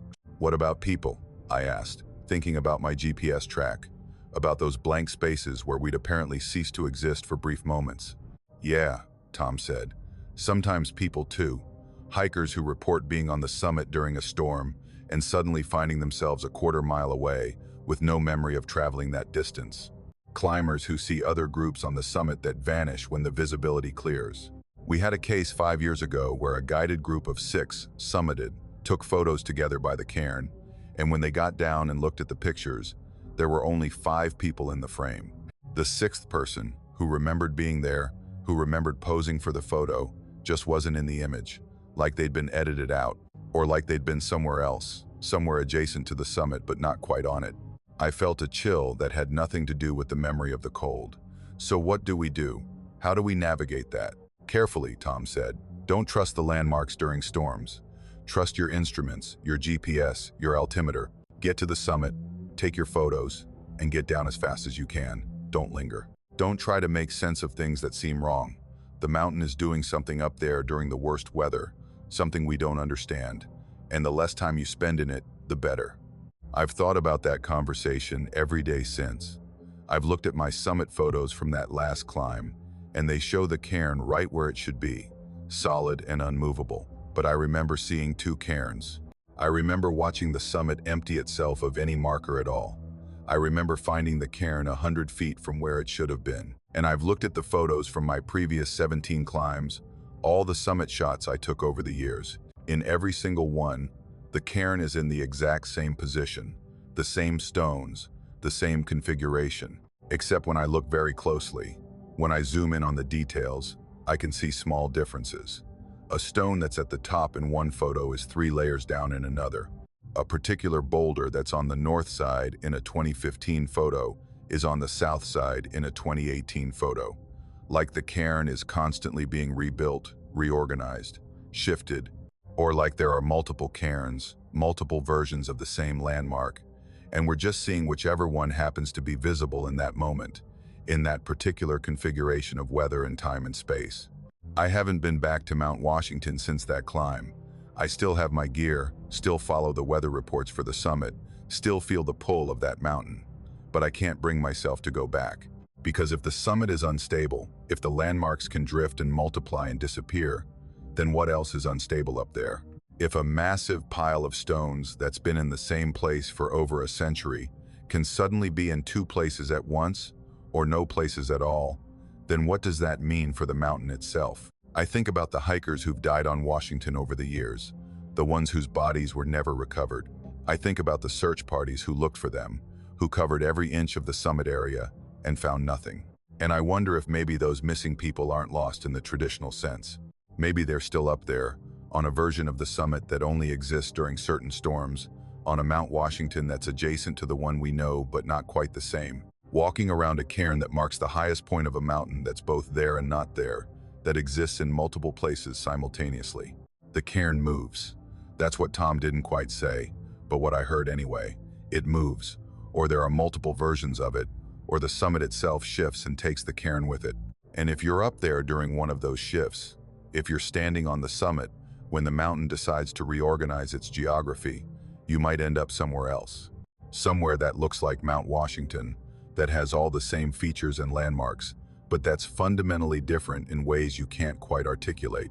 I have nightmares sometimes about going back, about summiting during a storm and finding the cairn missing, and searching for it, and never finding it because I've slipped into one of those adjacent summits, one of those alternate configurations where the landmarks are all slightly wrong and the way down doesn't lead to the same mountain I climbed up. The summit cairn is still there. I know it is. I've seen recent photos from other climbers, and it's right where it's always been. Solid, permanent, unchanging. But I also know that during the worst winter storms, when the wind exceeds 100 miles per hour and the temperature drops below -30 and the visibility is measured in feet rather than miles, the summit becomes something else. The cairn becomes something else. The whole mountain becomes fluid and uncertain, and the normal rules about objects staying in one place just stop applying. I'll probably climb Washington again someday. The pull of it is too strong, and 17 successful summits have built a connection that's hard to break.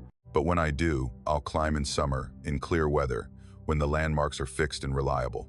I won't go up there in winter anymore. Won't risk encountering the version of the mountain that moves, that shifts, that reorganizes its geography according to rules I don't understand. Because the summit cairn is supposed to mark the highest point, the stable fixed location that everything else is measured against. And if that can move, if that fundamental reference point becomes unreliable, then everything becomes uncertain. Up becomes sideways, here becomes there, and the mountain you're standing on might not be the same mountain when the storm clears and the clouds finally part. The cairn moves. I saw it. And now I can't unsee it, can't forget that what I thought was permanent and unchanging is neither. The summit of Mount Washington, the highest point in the Northeast, the fixed location that's been on maps for centuries, isn't fixed at all. It drifts. And sometimes, during the worst storms, it takes people with it. The Alpine hut at Pinkham Notch sleeps 12 people in 6 bunk beds, and I'd stayed there enough times that I could navigate it in complete darkness. The layout was burned into my memory door on the south wall, 6 bunks arranged in 2 rows of 3, a small wood stove in the northwest corner, a shelf with a logbook and emergency supplies, 2 windows facing east toward the morning sun. I'd been using that hut as a waypoint for winter hikes since I'd moved to New Hampshire 5 years ago, had probably spent 20 or 30 nights on those worn mattresses, listening to the wind howl around the stone walls. But when I stumbled through the door during the worst storm I'd ever experienced on the presidential range, half frozen and barely able to think straight, I counted 8 bunk beds. 16 sleeping spots arranged in 2 rows of 4, extending further back than the hut should have extended, occupying space that I absolutely knew didn't exist. I stood in the doorway, snow blowing in around me, trying to make sense of what I was seeing. The storm had caught me on the ridge above tree line, visibility dropping to 0 in what felt like seconds. I'd been descending toward Pinkham when I lost the trail, when the wind started pushing me sideways, and my GPS stopped working, and hypothermia started creeping in at the edges of my thoughts. Finding the hut had been pure luck, or maybe muscle memory my body, knowing the route even when my mind was starting to shut down. But this wasn't the hut I knew. It was similar, the same stone walls and the same stove and the same general feel, but it was wrong in ways that my cold, dulled brain struggled to process. Too many bunks, too much space. Like someone had taken the hut I remembered and stretched it, added an extra section that shouldn't fit within the exterior walls I'd seen 100 times before. I was alone, which made sense given the conditions. Nobody else would be stupid enough to be out in this weather. I dropped my pack by the door and moved toward the first bunk, the one I always took when I stayed here, lower right corner of the front row. But as I approached it, I realized that even the individual bunks were wrong. They were the same as I remembered: wooden frames, thin mattresses, wool blankets, but they seemed older somehow, more worn, like they'd been used far more than they should have been. My hands were shaking too badly to start the stove, so I crawled into my sleeping bag fully clothed and tried to stop shivering. The bunk creaked under my weight, and I noticed that the mattress was compressed in the middle, like someone heavy had been sleeping there regularly. I knew that hut maintenance replaced the mattresses every few years, and this one should have been relatively new, but it felt ancient, the fabric worn thin, the stuffing lumpy and uneven. As I lay there waiting for my core temperature to rise, I started hearing sounds from the other bunks, creaking, like someone shifting their weight, the rustle of sleeping bags being adjusted, and breathing slow, regular breathing coming from multiple locations around the hut. I grabbed my headlamp and swept the beam across the room. Empty bunks, All of them. No sleeping bags, no people, nothing but those worn mattresses and folded blankets. I told myself it was the wind, that the storm was making the building flex and settle in ways that created sounds like breathing. I told myself I was still hypothermic, that my brain wasn't working right, that I needed to focus on warming up instead of imagining things. But the sounds continued, and they were too regular, too rhythmic to be random. Someone was breathing in the bunk above me. Someone else was breathing in the bunks across the room. I could track each source individually, could distinguish the different patterns and rates.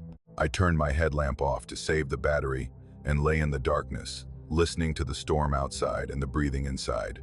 At some point, exhaustion won out over fear, and I fell asleep, though my dreams were strange and fragmented images of people in old hiking gear trudging through snow, of figures huddled around the stove, but of the hut somehow expanding and contracting like it was breathing along with its invisible occupants. When I woke, gray dawn light was filtering through the windows, and the storm had eased to light snow.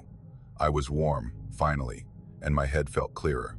I sat up and looked around the hut, expecting to find it back to normal, to see 6 bunks and empty space where the extras had been. But there were still 8 bunks, and all of them showed signs of use. The mattresses were compressed, the blankets disturbed and rearranged. Above each bunk, the wall showed frost in the distinct pattern of exhaled breath, 8 separate patches, where warm air had condensed on the cold stone. I climbed out of my sleeping bag and checked each bunk individually. They were all the same. Someone had slept in every single one, despite the fact that I'd been alone in the hut all night. My rational mind tried to find explanations. Maybe the bunks had been used before I arrived. Maybe there'd been a large group that stayed the previous night. But I'd checked the hut when I arrived. I always did. Force of habit, and I'd seen 6 bunks, not 8. And the frost on the walls was fresh, crystalline, the kind that forms overnight and melts quickly when touched. This had happened recently, within the last few hours. I moved to the shelf where the logbook was kept, my hands still not quite steady. The logbook was standard, a waterproof notebook where hikers signed in and out, recorded conditions, left notes for each other. I flipped to the last entry. 3 days ago, a couple from Boston noting good weather and an easy hike. Nothing after that until I got to the blank page where my own entry should go. Except the page wasn't blank.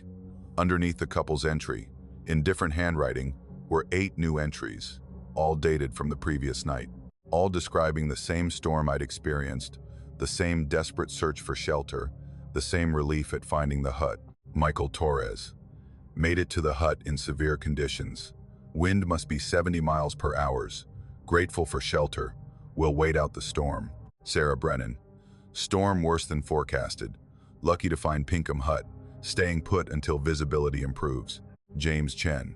3rd winter storm this severe I've experienced. Hut is a lifesaver. Will descend when possible. There were 5 more entries, all similar, all signed with different names.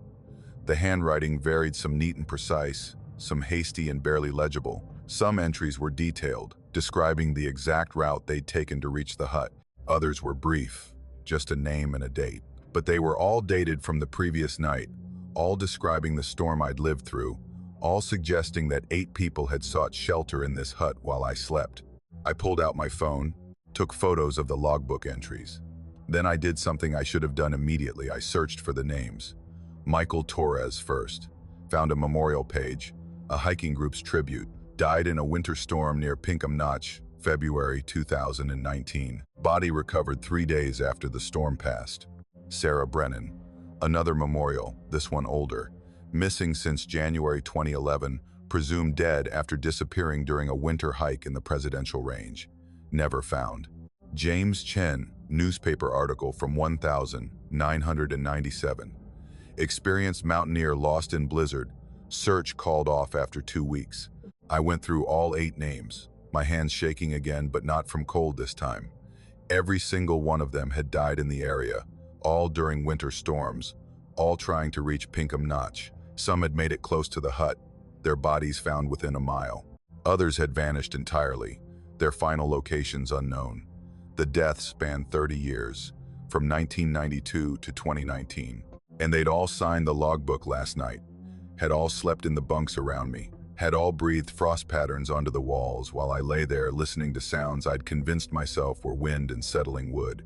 I packed my gear with shaking hands, desperate to get out of that hut, to get down to the trailhead and somewhere with other people and normal explanations for things. But before I left, I counted the bunks one more time. 8. Definitely 8. I took photos, made sure to get wide shots that showed the entire interior, that captured the impossible geometry of a hut that was somehow bigger on the inside than it should be. The descent was uneventful, the trail easy to follow in the post-storm light. When I reached Pinkham Notch Visitor Center, I went straight to the ranger station and asked about the Alpine hut. The ranger on duty, an older man named Bill, who I'd talked to several times before, looked confused. "The hut sleeps 12, he said. 6 bunks. Been that way since it was built in 1984. Why? I showed him the photos on my phone, the ones showing 8 bunks, 16 sleeping spots. He stared at the images for a long time, his expression unreadable. "Must be the angle," he said finally, "or some kind of optical illusion. The hut's only got 6 bunks. I was up there myself 2 weeks ago, did an inventory of the emergency supplies. 6 bunks, same as always." "What about these?" I asked, showing him the logbook entries. He examined those more carefully, zooming in on the different handwriting styles. "Did you write these?" he asked. "No, they were there when I woke up." "Well, somebody's playing a prank," he said, but his voice lacked conviction. "Probably that couple who stayed 3 days ago, added some fake entries for fun." "Look up the names," I said. "All of them. They're real people, dead people, hikers who died trying to reach that hut." Bill didn't look up the names.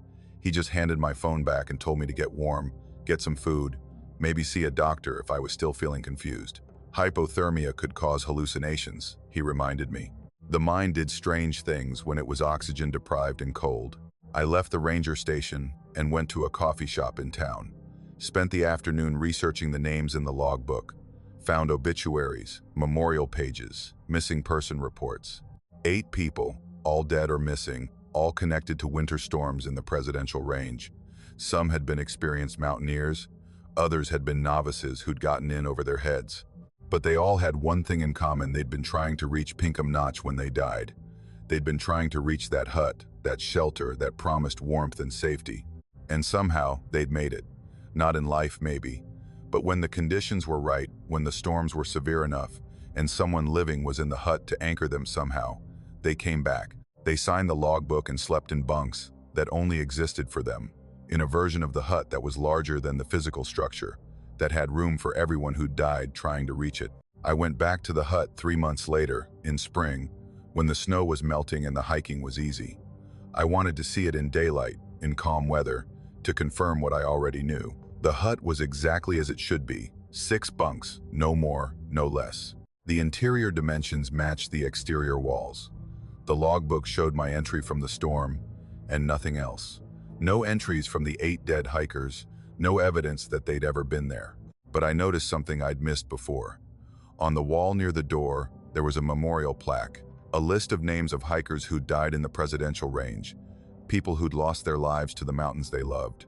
I read through the list and found 6 of the 8 names from the logbook: Michael Torres, Sarah Brennan, James Chen, and 3 others. They were commemorated here, remembered by the hiking community. Their deaths acknowledged, even if their bodies hadn't all been recovered. The hut keeper, a young woman who was doing the spring inventory, saw me reading the plaque. "Sad, isn't it?" she said. "All those people. The mountains take more than their share every winter." "Do you ever stay here during storms?" I asked. "Sometimes," she said, "though I try to avoid it. The hut can be strange during bad weather. People report hearing things, seeing things. One ranger swore he found extra bunks one time, claimed the hut was bigger on the inside than it should be. But he was hypothermic, got rescued the next day. The mind does weird stuff when you're that cold." I didn't tell her about my experience. Didn't show her the photos on my phone, the ones that still showed 8 bunks, even though the same camera now showed only 6. I just thanked her and hiked back down, and I've never stayed in that hut again. But I think about it sometimes. I think about those 8 people who died trying to reach shelter, who got so close but not quite close enough. And I wonder if the hut remembers them, if the mountain remembers them, if something about their final desperate hours imprinted on that structure, in a way that makes it expand to accommodate them when conditions echo the nights they died. The hut sleeps 12 in normal conditions, 6 bunks, 12 people. But when the storms are bad enough, when someone living is there to witness it, the hut makes room for the others, for the ones who never made it but who still need shelter, who still need warmth, who still need a place to wait out the storm, even though the storm they're waiting out ended decades ago. I still hike the presidential range, still do winter trips, still push myself in conditions that most people would avoid. But I plan my routes to avoid that hut. I'd rather camp in a tent, would rather dig a snow cave, would rather do anything except spend another night in that place where the dead come to shelter from storms they'll never survive. Because the truth is, I don't know if I really left that hut the next morning. I don't know if the person who descended to Pinkham Notch was me, or if I'm still up there, sleeping in one of those extra bunks, signing the logbook with the others, waiting for the storm to pass so I can continue a hike I'll never complete. The breathing I heard that night was real. The compressed mattresses were real. The frost on the walls was real. 8 people slept in that hut during the storm, not one. And I've never been able to shake the feeling that I was both the living hiker who survived the night and one of the dead ones who didn't, existing in both states simultaneously, until I walked out the door and collapsed into whichever version of reality was willing to claim me. The hut adds bunks when storms come, makes room for the ones who never made it, and every winter, when the conditions are severe enough, it expands again. Grows to accommodate another generation of hikers who got caught out, who pushed too hard, who thought they could make it to shelter, and almost did. Almost, but not quite. And in the mountains, almost is the same as not at all. I was following Blaze trail markers down from the Franconia Ridge when I noticed one that didn't match the others, and that simple observation probably saved my life. The descent had been routine. Up to that point, I'd summited Lafayette and Lincoln in good conditions. Clear skies and minimal wind, the kind of perfect winter day that makes you forget how dangerous these mountains can be. But by early afternoon, clouds had started rolling in from the west, and I'd made the smart decision to head down before the weather turned. The trail from the ridge down to the parking area follows a well-maintained path, marked with yellow rectangular blazes, painted on trees at regular intervals. I'd hiked this route dozens of times, knew it well enough that I could almost navigate it from memory. The blazes were just confirmation, visual checkpoints that I was still on course. So when I spotted a marker that wasn't yellow, wasn't rectangular, my brain registered it as wrong before I'd consciously processed what I was seeing. I stopped and looked back. About 20 feet behind me, on a tree just off the main trail, was a white circular marker. Perfectly round, maybe 4 inches in diameter, painted with what looked like fresh white paint that seemed to glow slightly in the flat light of the approaching storm. I'd passed it without really noticing, my eyes already focused on the next yellow blaze ahead. I should have kept walking, should have dismissed it as some unofficial marker, maybe left by another hiker or a trail maintenance crew testing a new system. But something about it bothered me, pulled at my attention in a way I couldn't ignore. I walked back to examine it more closely. The tree itself was wrong, not obviously wrong, not in a way that would make you stop and stare if you weren't paying attention. But once I focused on it, the wrongness became impossible to ignore. The bark was too smooth, too uniform. Real trees have texture patterns of ridges and cracks, variations in color, patches where lichen grows, or where weather has left its mark. This tree's surface was perfectly smooth, like it had been sanded and polished. And there were no branches. Most of the trees along this section of trail were birch and beech, with plenty of lower branches and obvious scars where older branches had broken off or been pruned away. But this tree was a perfect cylinder, tapering slightly toward the top, with no evidence that branches had ever grown from its trunk. Where there should have been growth rings or knots or any indication of the tree's age and history, there was just smooth white wood. I reached out and touched the trunk, half expecting it to feel like plastic or some synthetic material. But it was wood, definitely wood. Just impossibly smooth wood, like someone had carved a tree-shaped object from a single massive piece of timber. The bark, if you could call it bark, was cool under my fingers, almost cold despite the relative warmth of the afternoon. Then I touched the marker itself, the white circular blaze. The paint was warm, not hot, but noticeably warmer than the tree, warmer than the air, like it was generating its own heat.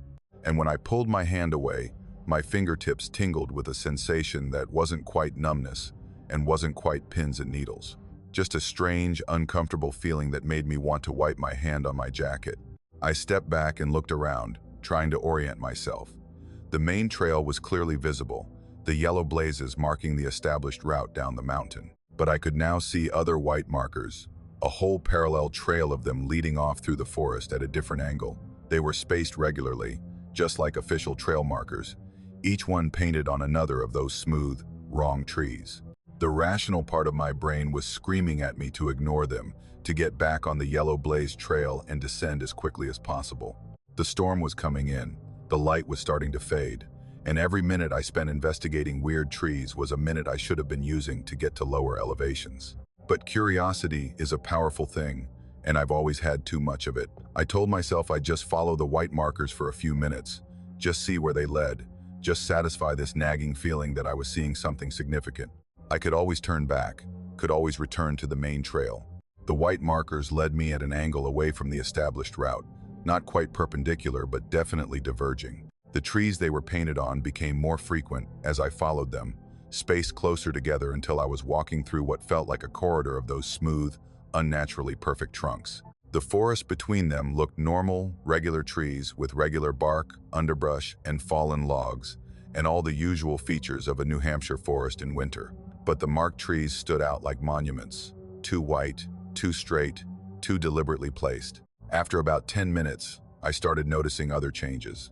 The snow underfoot, which had been the typical heavy New England powder, was becoming lighter, more crystalline. It didn't pack under my boots the way it should have, didn't accumulate on my gaiters or stick to my pants. And my breath, which should have been fogging visibly in the cold air, was barely visible. Just faint wisps that dissipated almost immediately, like the air was somehow less dense, less able to hold the moisture. The sound was wrong too. In a normal winter forest, sounds carry in specific ways, muffled by snow but clear at the same time, with that particular acoustic quality that comes from cold air and bare branches. But here, everything was damp and wrong. My footsteps were too quiet, almost silent. The wind in the trees, which should have been audible as the storm approached, was absent. Even my own breathing seemed muted, like I was hearing it through a filter. I stopped and pulled out my GPS, which should have shown me exactly where I was relative to the marked trails. But the device was acting strange, the screen flickering between different displays, the coordinates jumping around randomly. 1 second it showed me on the Franconia Ridge Trail, the next it placed me 3 miles away in a completely different drainage. I turned it off and back on, but the behavior didn't change. That's when fear finally overrode curiosity. I was off trail in deteriorating conditions, following markers that led somewhere I didn't understand, in a part of the forest where the basic rules of physics seemed to work differently. I needed to get back to the established trail, get down the mountain, get to safety. I turned around, intending to follow the white markers back the way I'd come. But they weren't there anymore. I could see the smooth white trees, could see the forest stretching back in the direction I'd walked from. But the markers themselves, the circular white blazes that had led me here, were gone. Just smooth tree trunks, unmarked, giving no indication of which direction I should go. I fought down the panic that wanted to rise in my chest, made myself think systematically. I had a compass, had a general sense of direction, even if my GPS was malfunctioning. I could navigate back to the ridge, could find the yellow blaze trail, could descend safely. I just needed to stay calm and trust my basic navigation skills. I pulled out my compass and watched the needle spin in complete circles, never settling on any particular direction. North, south, east, west, it pointed to all of them and none of them, rotating slowly like it was caught in some kind of magnetic anomaly. Now the panic came, hot and urgent, making my hands shake and my thoughts scatter. I was lost in a part of the forest that shouldn't exist, where snow didn't behave like snow, and air didn't hold moisture, and compasses didn't work. I needed to get out, needed to find the real trail, needed to escape this wrong place before the storm hit, and I lost what little visibility I had left. I picked a direction at random and started walking, moving as quickly as I dared through the forest. But within minutes, I encountered more of the white trees, more of those smooth, perfect trunks blocking my path. And this time, they had markers again. White circles, glowing faintly, pointing me in a specific direction, away from where I wanted to go, deeper into this strange part of the forest. I refused to follow them, pushed through the trees, forced my way through underbrush that felt wrong against my clothes, too soft, too yielding, like it wasn't quite real. The white markers appeared alongside my route, always visible in my peripheral vision, always suggesting a different direction. But I ignored them, focused on moving in what my instincts said was the right direction, back toward the ridge and the established trails. The forest started to change. The regular trees became sparser, replaced by more of the smooth white ones. The snow disappeared entirely, revealing ground that looked like it had never been covered. Dark earth with no vegetation, no rocks, just flat, featureless dirt.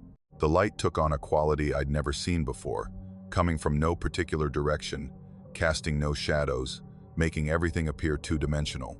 And then I saw them, more white markers. But these weren't painted on trees. They were floating in the air, hanging at eye level with no visible support. Perfect white circles, glowing more brightly now, forming a path that led deeper into this impossible landscape. Behind them, the white trees continued, but they were changing too.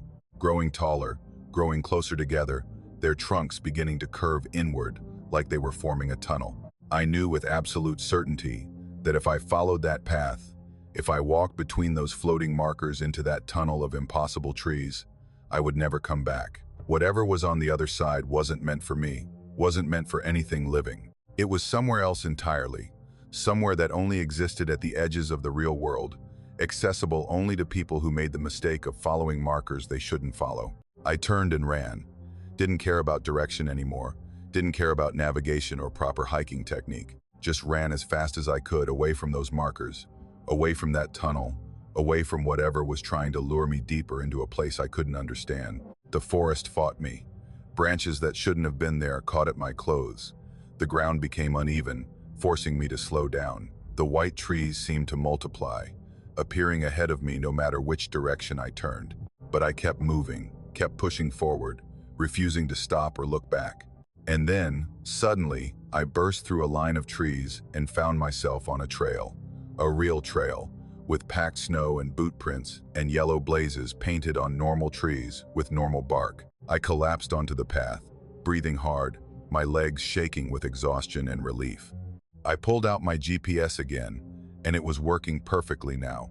It showed me exactly where I was on the Franconia Ridge Trail, about a mile below the summit, right where I should be, like I'd never left the marked route at all. I descended as fast as I dared, not stopping until I reached the trailhead parking lot.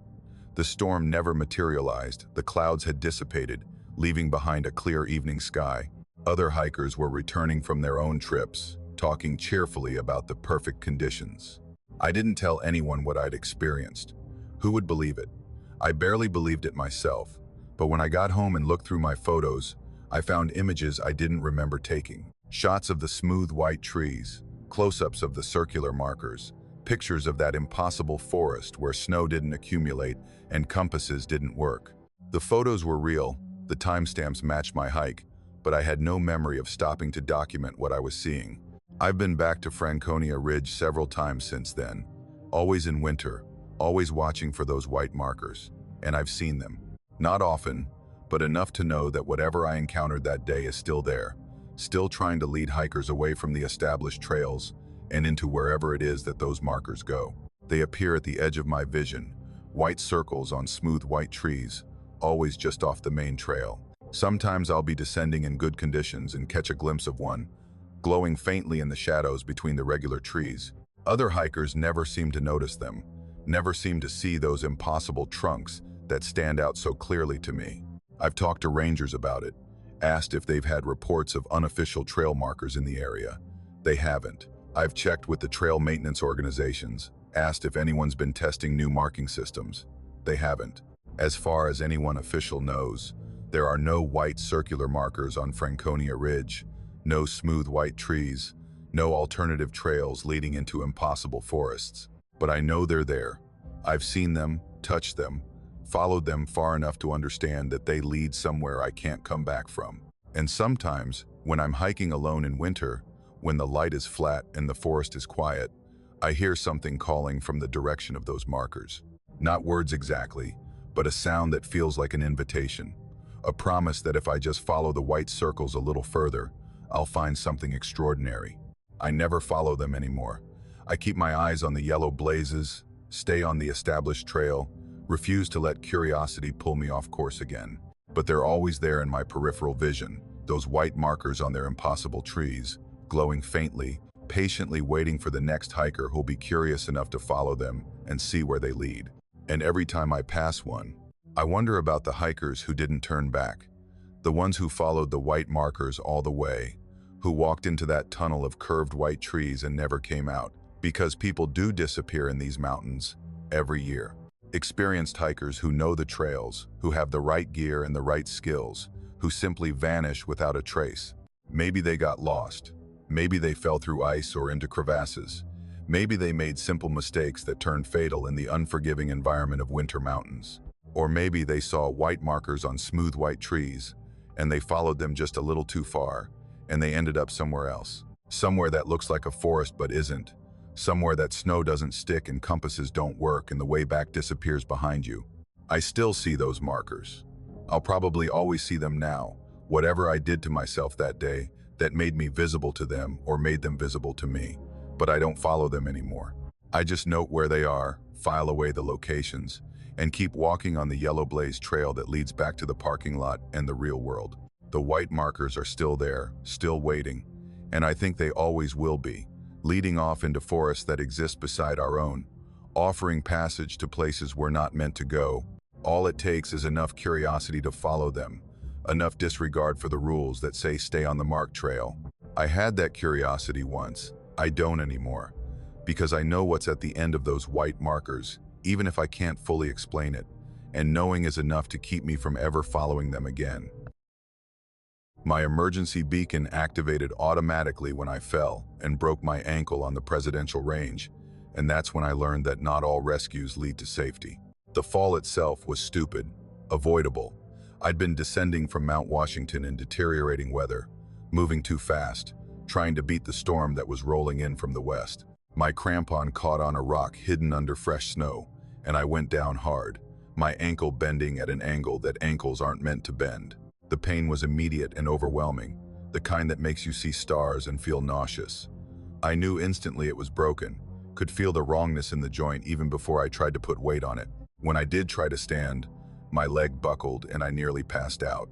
I was alone, 3 miles from the nearest trailhead, with a storm intensifying by the minute and visibility dropping below 20 feet. I crawled behind a boulder that provided minimal shelter from the wind and pulled out my emergency beacon. The device was supposed to send my exact coordinates to rescue services, supposed to bring help within a few hours. I activated it with shaking hands, watched the indicator light confirm that the signal had been sent, and then settled in to wait. The cold was the immediate problem. With my adrenaline fading and my ability to move compromised, my body temperature started dropping fast. I got my emergency bivvy out of my pack, wrapped myself in it as best I could, and tried to stay calm. Rescue would come. The beacon was working, the signal was out there, and the mountain rescue teams in this area were professional and experienced. I just needed to stay warm and wait. The storm got worse. Snow fell thick and heavy, accumulating on my bivvy and on the ground around me.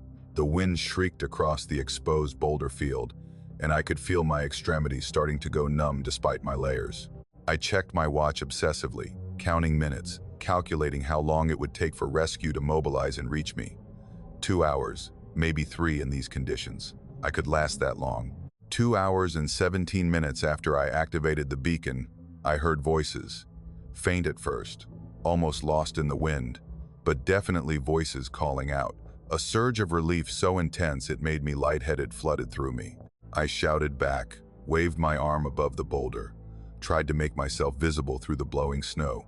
The headlamps appeared through the white, multiple beams cutting through the storm. I counted 4 of them, 4 people moving toward me with the deliberate pace of an organized rescue team. They called out again, and I shouted back, guiding them to my position. When they reached me, the relief was overwhelming. 4 figures in heavy winter gear, their faces mostly hidden by hoods and face masks, but their presence solid and real and reassuring. They immediately began an assessment, asking about my injuries, checking my condition with practiced efficiency, but even through the relief and the pain, something felt off. Their gear was wrong, not modern equipment, but older styles I recognized from vintage mountaineering books.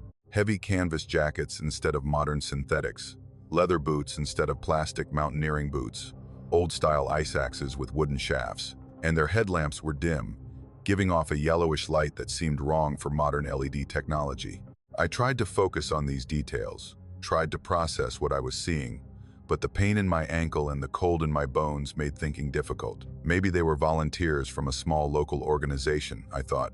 Maybe they used older equipment because it was what they had available. It didn't matter. They were here, they were helping, and that was all that counted. They splinted my ankle with practiced efficiency, wrapping it in a way that immediately reduced the pain. They gave me warm fluids from a thermos, helped me into an additional layer of insulation. Their techniques were slightly outdated. I recognized splinting methods that had been superseded by newer approaches, but they were effective. My ankle was stabilized, my core temperature was rising, and I felt capable of movement with assistance. "We'll get you down," one of them said, his voice muffled by his face mask. "Can you stand with support?" I nodded, and two of them helped me to my feet, supporting me on either side. We started moving slowly downhill, the four rescuers working together to guide me across the treacherous terrain. They were strong and sure-footed, handling my weight easily, navigating the boulder field with confidence despite the limited visibility. But their voices bothered me. They were hollow somehow, lacking the warmth and immediacy of normal human speech. When they talked to each other, coordinating their movements or discussing the route, their words sounded distant, like I was hearing them through a bad phone connection. And they never removed their face masks, never gave me a clear view of their features. We descended for what felt like an hour, moving slowly but steadily. The storm continued, the snow never letting up, the visibility remaining poor. But the rescuers seemed to know exactly where they were going, never hesitating, never stopping to check maps or GPS. They just kept moving with absolute certainty, guiding me down the mountain. Then we reached the trailhead, or what should have been the trailhead. The forest opened up into a clearing, and I expected to see the parking lot, the rescue vehicles, the lights and activity that would accompany a mountain rescue operation. But there was nothing, just empty forest, deep snow, and a darkness that felt too complete, too absolute. "Where's the vehicle?" I asked, confusion cutting through my exhaustion. "Just a bit further," one of the rescuers said in that hollow voice. "There's a shelter. We'll get you warm, then bring transport." They guided me through the forest, and I started to realize that I didn't recognize this area. I knew the trails around the presidential range, knew the approach routes and parking areas, but this wasn't any of them. The trees were wrong, too dense, too uniform, growing in patterns that didn't match the natural forest composition of New Hampshire. And there were no trail markers, no signs, none of the infrastructure you'd expect near a trailhead. We reached a structure that the rescuers called a shelter, but it didn't look like any backcountry shelter I'd ever seen.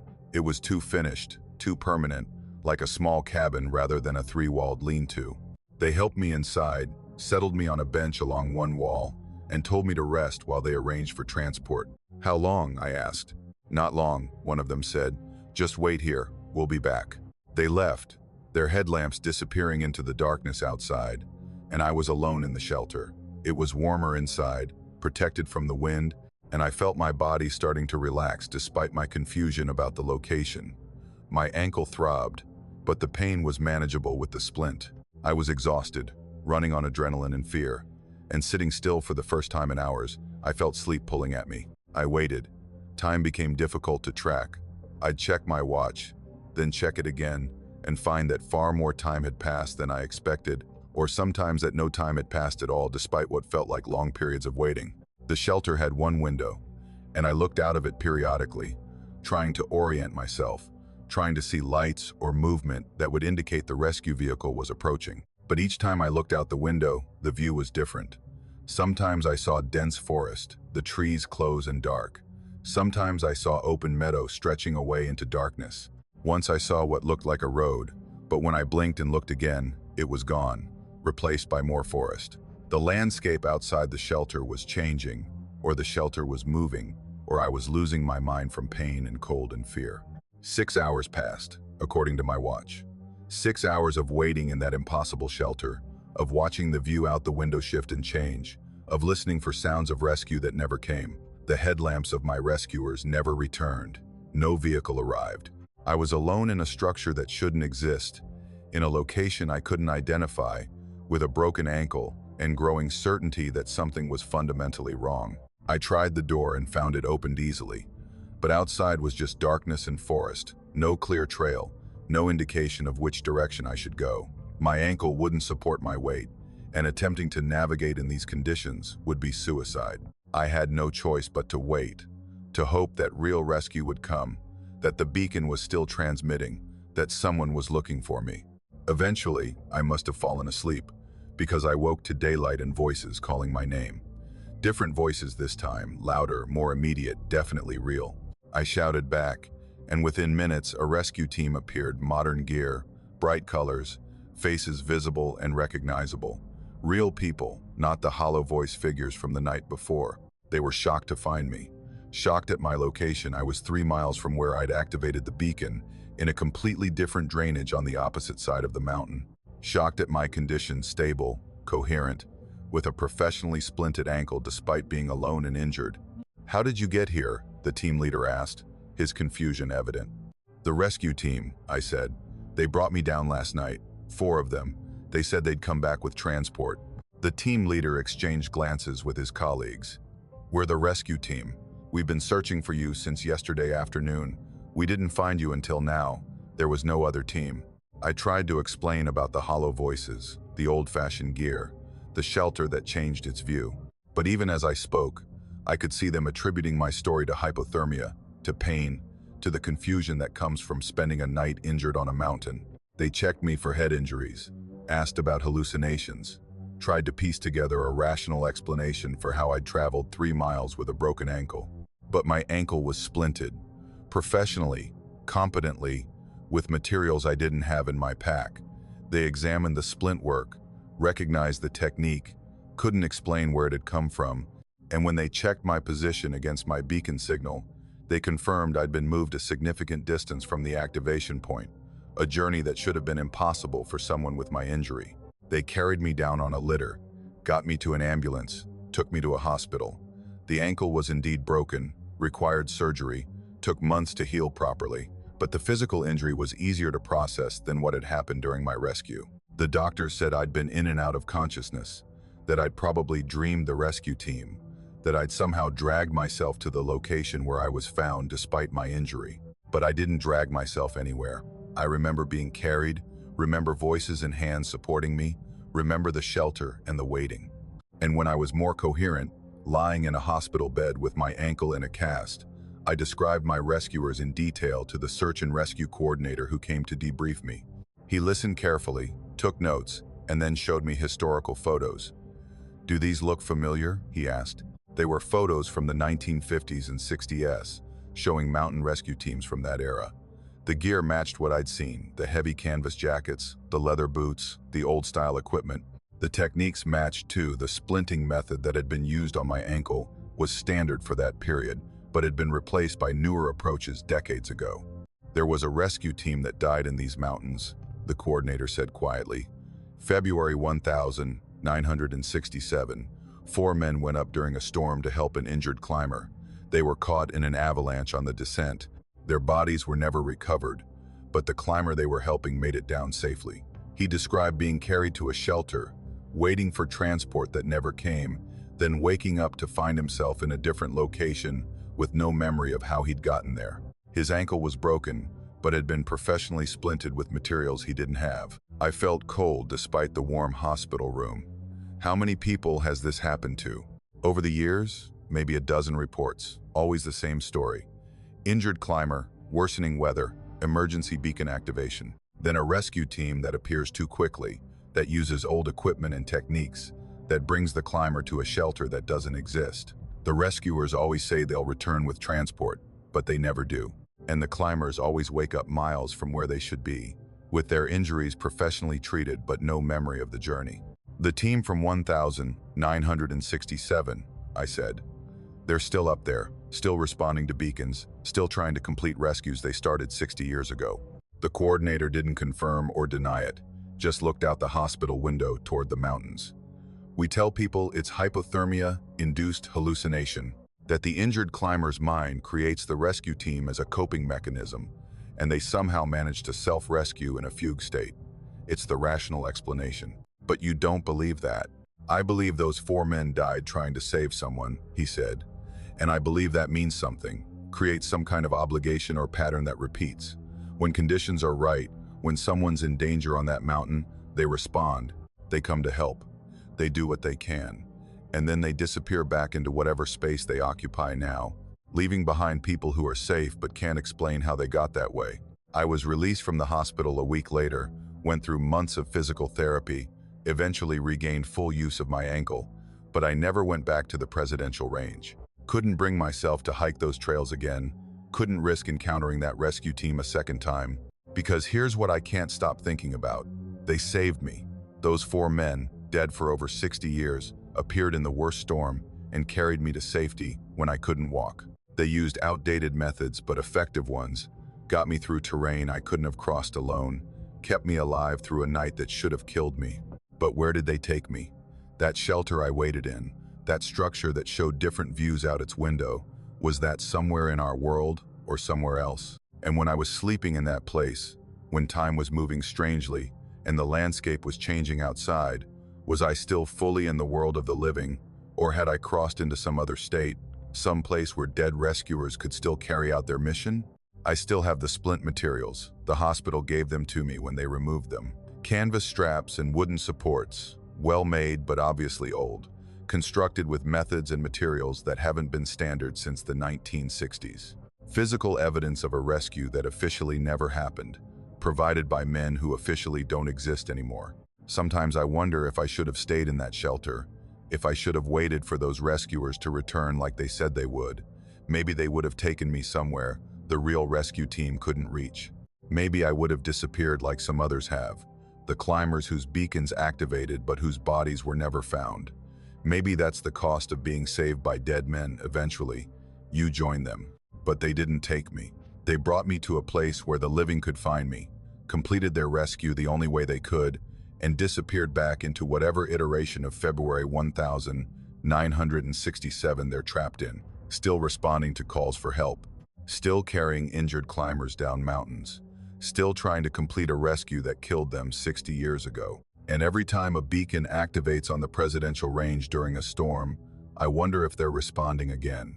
If some injured hiker is seeing headlamps approach through the snow, is feeling the relief of rescue, is being carried by strong hands down slopes they couldn't navigate alone. And I wonder if that hiker will wake up miles from where they should be, with injuries treated by techniques from decades past, unable to explain how they survived, but absolutely knowing that someone saved them. Someone who's been dead for 60 years but hasn't stopped trying to help.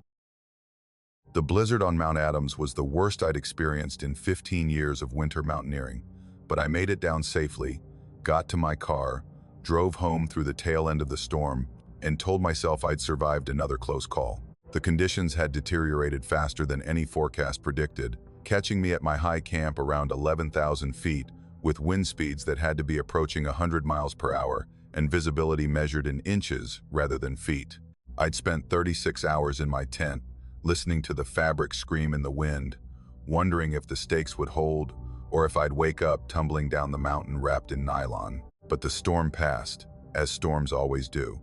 I broke camp in the gray post-blizzard light, packed everything carefully, and descended through deep, fresh snow to the trailhead.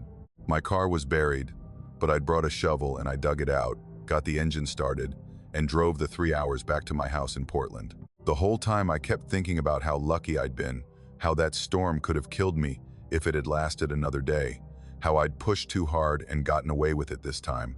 I got home around 8 p.m., exhausted and sore, and unloaded my gear into the garage. Tent, sleeping bag, stove, all of it crusted with ice and needing to dry out. I dragged everything inside, set it up in my basement, and went upstairs to take the longest hot shower of my life. When I finally looked out the window, ready to enjoy being warm and safe, I saw that it was still snowing. Not heavily, just a steady fall of large flakes, accumulating on my lawn and driveway. I frowned, checked the weather on my phone. Clear skies across the entire metro area, temperatures in the low 40s. But outside my window, snow was definitely falling. I could see it in the streetlight, could see it piling up on my car, could see the white coating on everything. I went outside in my bathrobe and slippers, walked to the end of my driveway. The snow was real, cold, and wet on my face, but at the property line, it just stopped. My neighbor's yard was clear, the sidewalk was dry, the street beyond showed no sign of precipitation. The snow was falling only on my property, contained within some invisible boundary that corresponded exactly to where my land ended. I stood there for maybe 10 minutes, watching this impossibility, before I went back inside and convinced myself I was hallucinating from exhaustion. Sleep deprivation could do strange things, create visual phenomena that seemed real but weren't. I'd been awake for most of the past 40 hours, had pushed my body to its limits. My brain was just misfiring, showing me things that couldn't exist. But the next morning, the snow was still there. 6 inches of fresh powder covering my yard, my driveway, my house, and it was still falling, steady and persistent, while my neighbors enjoyed clear spring weather. I watched them leave for work, watched them walk through sunshine to cars that weren't covered in snow, while I stood at my window watching flakes accumulate on my sill. I called the local news station, tried to report what I was seeing. They were polite but clearly thought I was confused or pranking them. The weather satellite showed no precipitation anywhere in the area. I sent them photos, but they just showed snow on my property with clear skies beyond, which they said could easily be explained by localized conditions or old snow that hadn't melted yet. But it wasn't old snow. It was fresh, falling continuously, accumulating at a steady rate. By the end of the second day, I had 2 feet of snow in my yard while my neighbors were mowing their lawns and planting flowers. By the third day, the drifts against my house were 3 feet deep, and I couldn't open my front door. That's when I knew I had to go back to Mount Adams. Something had happened up there during the storm, something I didn't understand, and whatever it was, it had followed me home.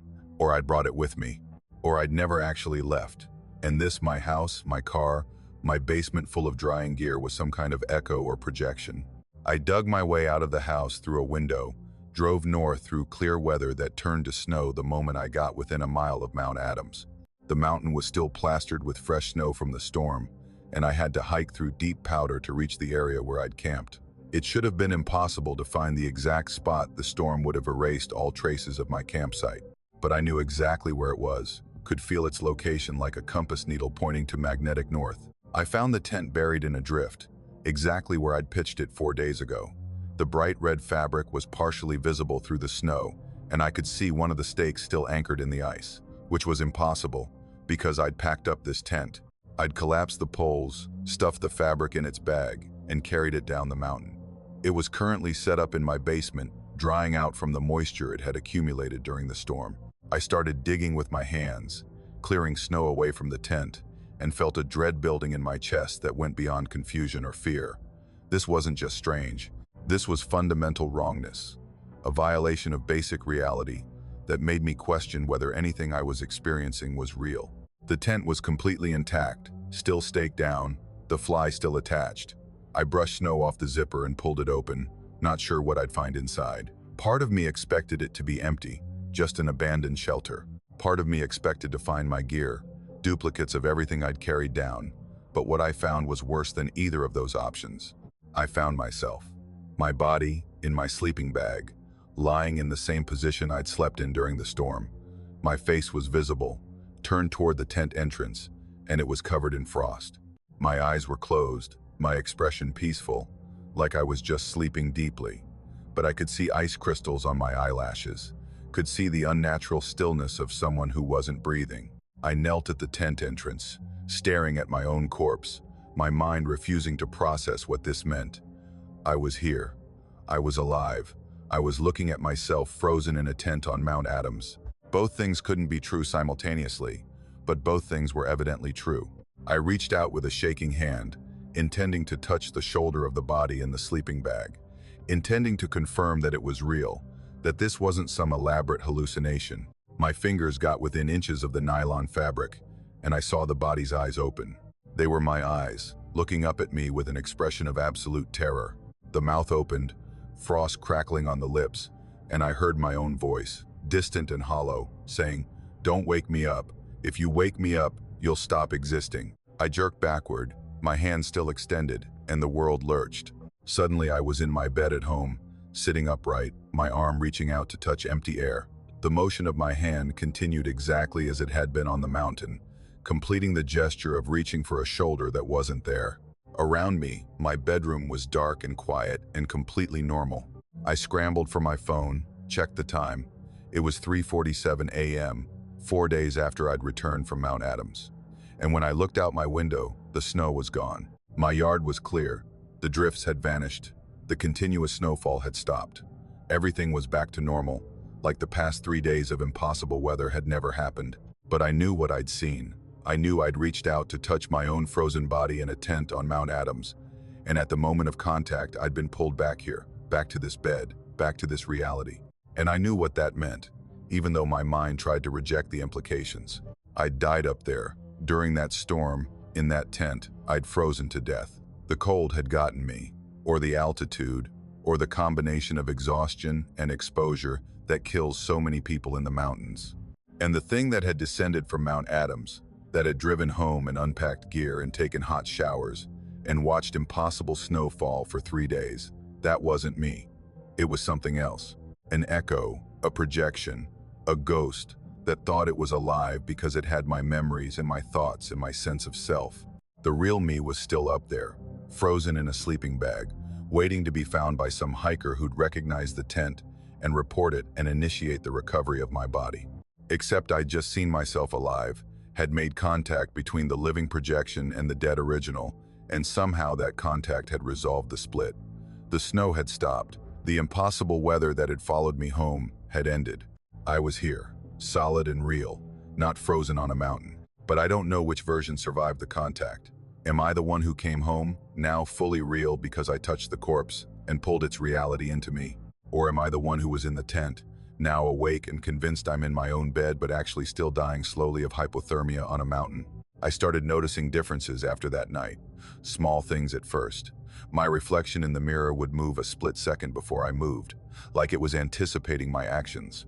When I spoke, I'd hear a faint echo, but the echo came before the words left my mouth, not after. Food tasted slightly off. Color seemed a bit too saturated, and sometimes I'd find myself in a room with no memory of walking there. My friends noticed too. They said I seemed different, couldn't quite articulate how, just that something about me had changed. My best friend Jake told me I sometimes phased out mid-conversation, my eyes going distant, my breathing slowing to the point where he'd have to snap his fingers to bring me back. Like you're not entirely here, he said. Like part of you is somewhere else. I went back to Mount Adams one more time, 2 weeks after the incident. I hiked to the campsite with the intention of proving to myself that the tent was gone, that there was no body, that I'd imagined the whole thing in some kind of exhaustion-induced psychotic episode. The tent was gone. The site was empty, just wind-scoured snow and exposed rock. No sign that anyone had camped there, no red fabric visible under the drifts. I dug down through the snow where I thought the tent had been, dug until my hands were numb, and I'd cleared a space 6 feet across. Nothing, just frozen ground and old ice. But when I stood up and looked around, I saw footprints, fresh tracks in the snow, leading from where I'd been digging to a spot about 50 feet away. They were my boots. I recognized the tread pattern, but I hadn't walked over there. I'd been digging the whole time, hadn't moved from the campsite. I followed the tracks. They led to a small depression in the snow, a natural drift formation, and at the bottom of that depression, barely visible, was the corner of something red. I started digging again, my heart pounding, and uncovered the tent. Again, still set up, still staked down, still containing a sleeping bag with something inside it. But this time when I unzipped the tent, the sleeping bag was empty, just compressed insulation and the residual smell of my own sweat. No body, no frozen version of myself, nothing but an empty shelter that shouldn't exist. I burned the tent, dragged it out of the snow, piled it with dry branches. I scavenged from below tree line, doused it with the fuel from my camp stove, and set it on fire. Watched the fabric melt and the poles warp, and the whole thing collapse into a smoking pile of synthetic materials. I stayed until everything had burned down to ash and metal, until there was no chance the tent could reform itself or appear again. But I know it's still up there somehow, because that night I dreamed I was back in the tent, back in the sleeping bag, watching someone who looked exactly like me burning my shelter while I was still inside it. I felt the heat, smelled the smoke, felt the nylon melting around me, and when I woke up, there were burn marks on my hands that hadn't been there when I went to sleep. I don't hike anymore. I don't go into the mountains. I stay in the city, surrounded by people and buildings, and normal reality where things behave the way they're supposed to. But sometimes, on very cold nights, I feel snow on my face even though I'm indoors. Sometimes I taste the metallic cold of high-altitude air. Sometimes I hear wind that's blowing somewhere else, battering a tent that's both burning and still standing, both empty and occupied. I think I'm dying on Mount Adams. I think I've been dying there since the storm, freezing slowly in my sleeping bag, while my mind creates this elaborate fiction of survival and descent and return. The snow that fell on my house was my brain trying to maintain consistency with where I am, trying to bring the mountain to my home because my home is just a dream I'm having while I freeze. Or maybe I did survive, and the thing in the tent is dying, and I pulled its consciousness into me when I touched it, and now I carry both versions, the one who lived and the one who's dying, and I can't tell which one is real. What I know for certain is that something is wrong with me, something fundamental, something that goes deeper than simple trauma or psychological damage. I exist in a state of uncertainty, simultaneously alive and dead, here and there, real and imagined. And sometimes, when I look in the mirror and see my reflection move before I do, when I speak and hear the echo before the sound, when I wake up with burn marks or frostbite or the smell of high altitude on my clothes, I think about that voice I heard in the tent, the one that said, "Don't wake me up. If you wake me up, you'll stop existing." I think I woke myself up. I think I broke the boundary between the version that lived and the version that died, and now I'm stuck in between, existing in a quantum state where both outcomes are true. I came home from Mount Adams. I'm still on Mount Adams. I'm alive. I'm dead. I'm here. I'm there. And the worst part is, I don't know which version is the dream. Is this real, my house, my city, my life? Or is that real, the tent, the storm, the slow fade into hypothermic death? I think I'll find out eventually. One day I'll wake up and it'll all be resolved, one way or the other. Either I'll be fully here, fully alive, and the mountain will just be a memory of something I survived. Or I'll be there, fully dead, and everything since the storm will have been the last firing of neurons in a dying brain, a final dream before the cold takes me completely. But until then, I exist in both states, living and dying, here and there, real and imagined. And sometimes, on the coldest nights, I can feel myself in that tent, frost forming on my face, my breathing slowing, my body temperature dropping degree by degree. And I know that sooner or later, the version of me that's dying will win, will pull the rest of me back to that mountain, back to that tent, back to that sleeping bag where I've been waiting all along. The storm followed me home because I never left it, and whatever walked down from Mount Adams carrying my memories and my identity is just counting down the days until the cold catches up.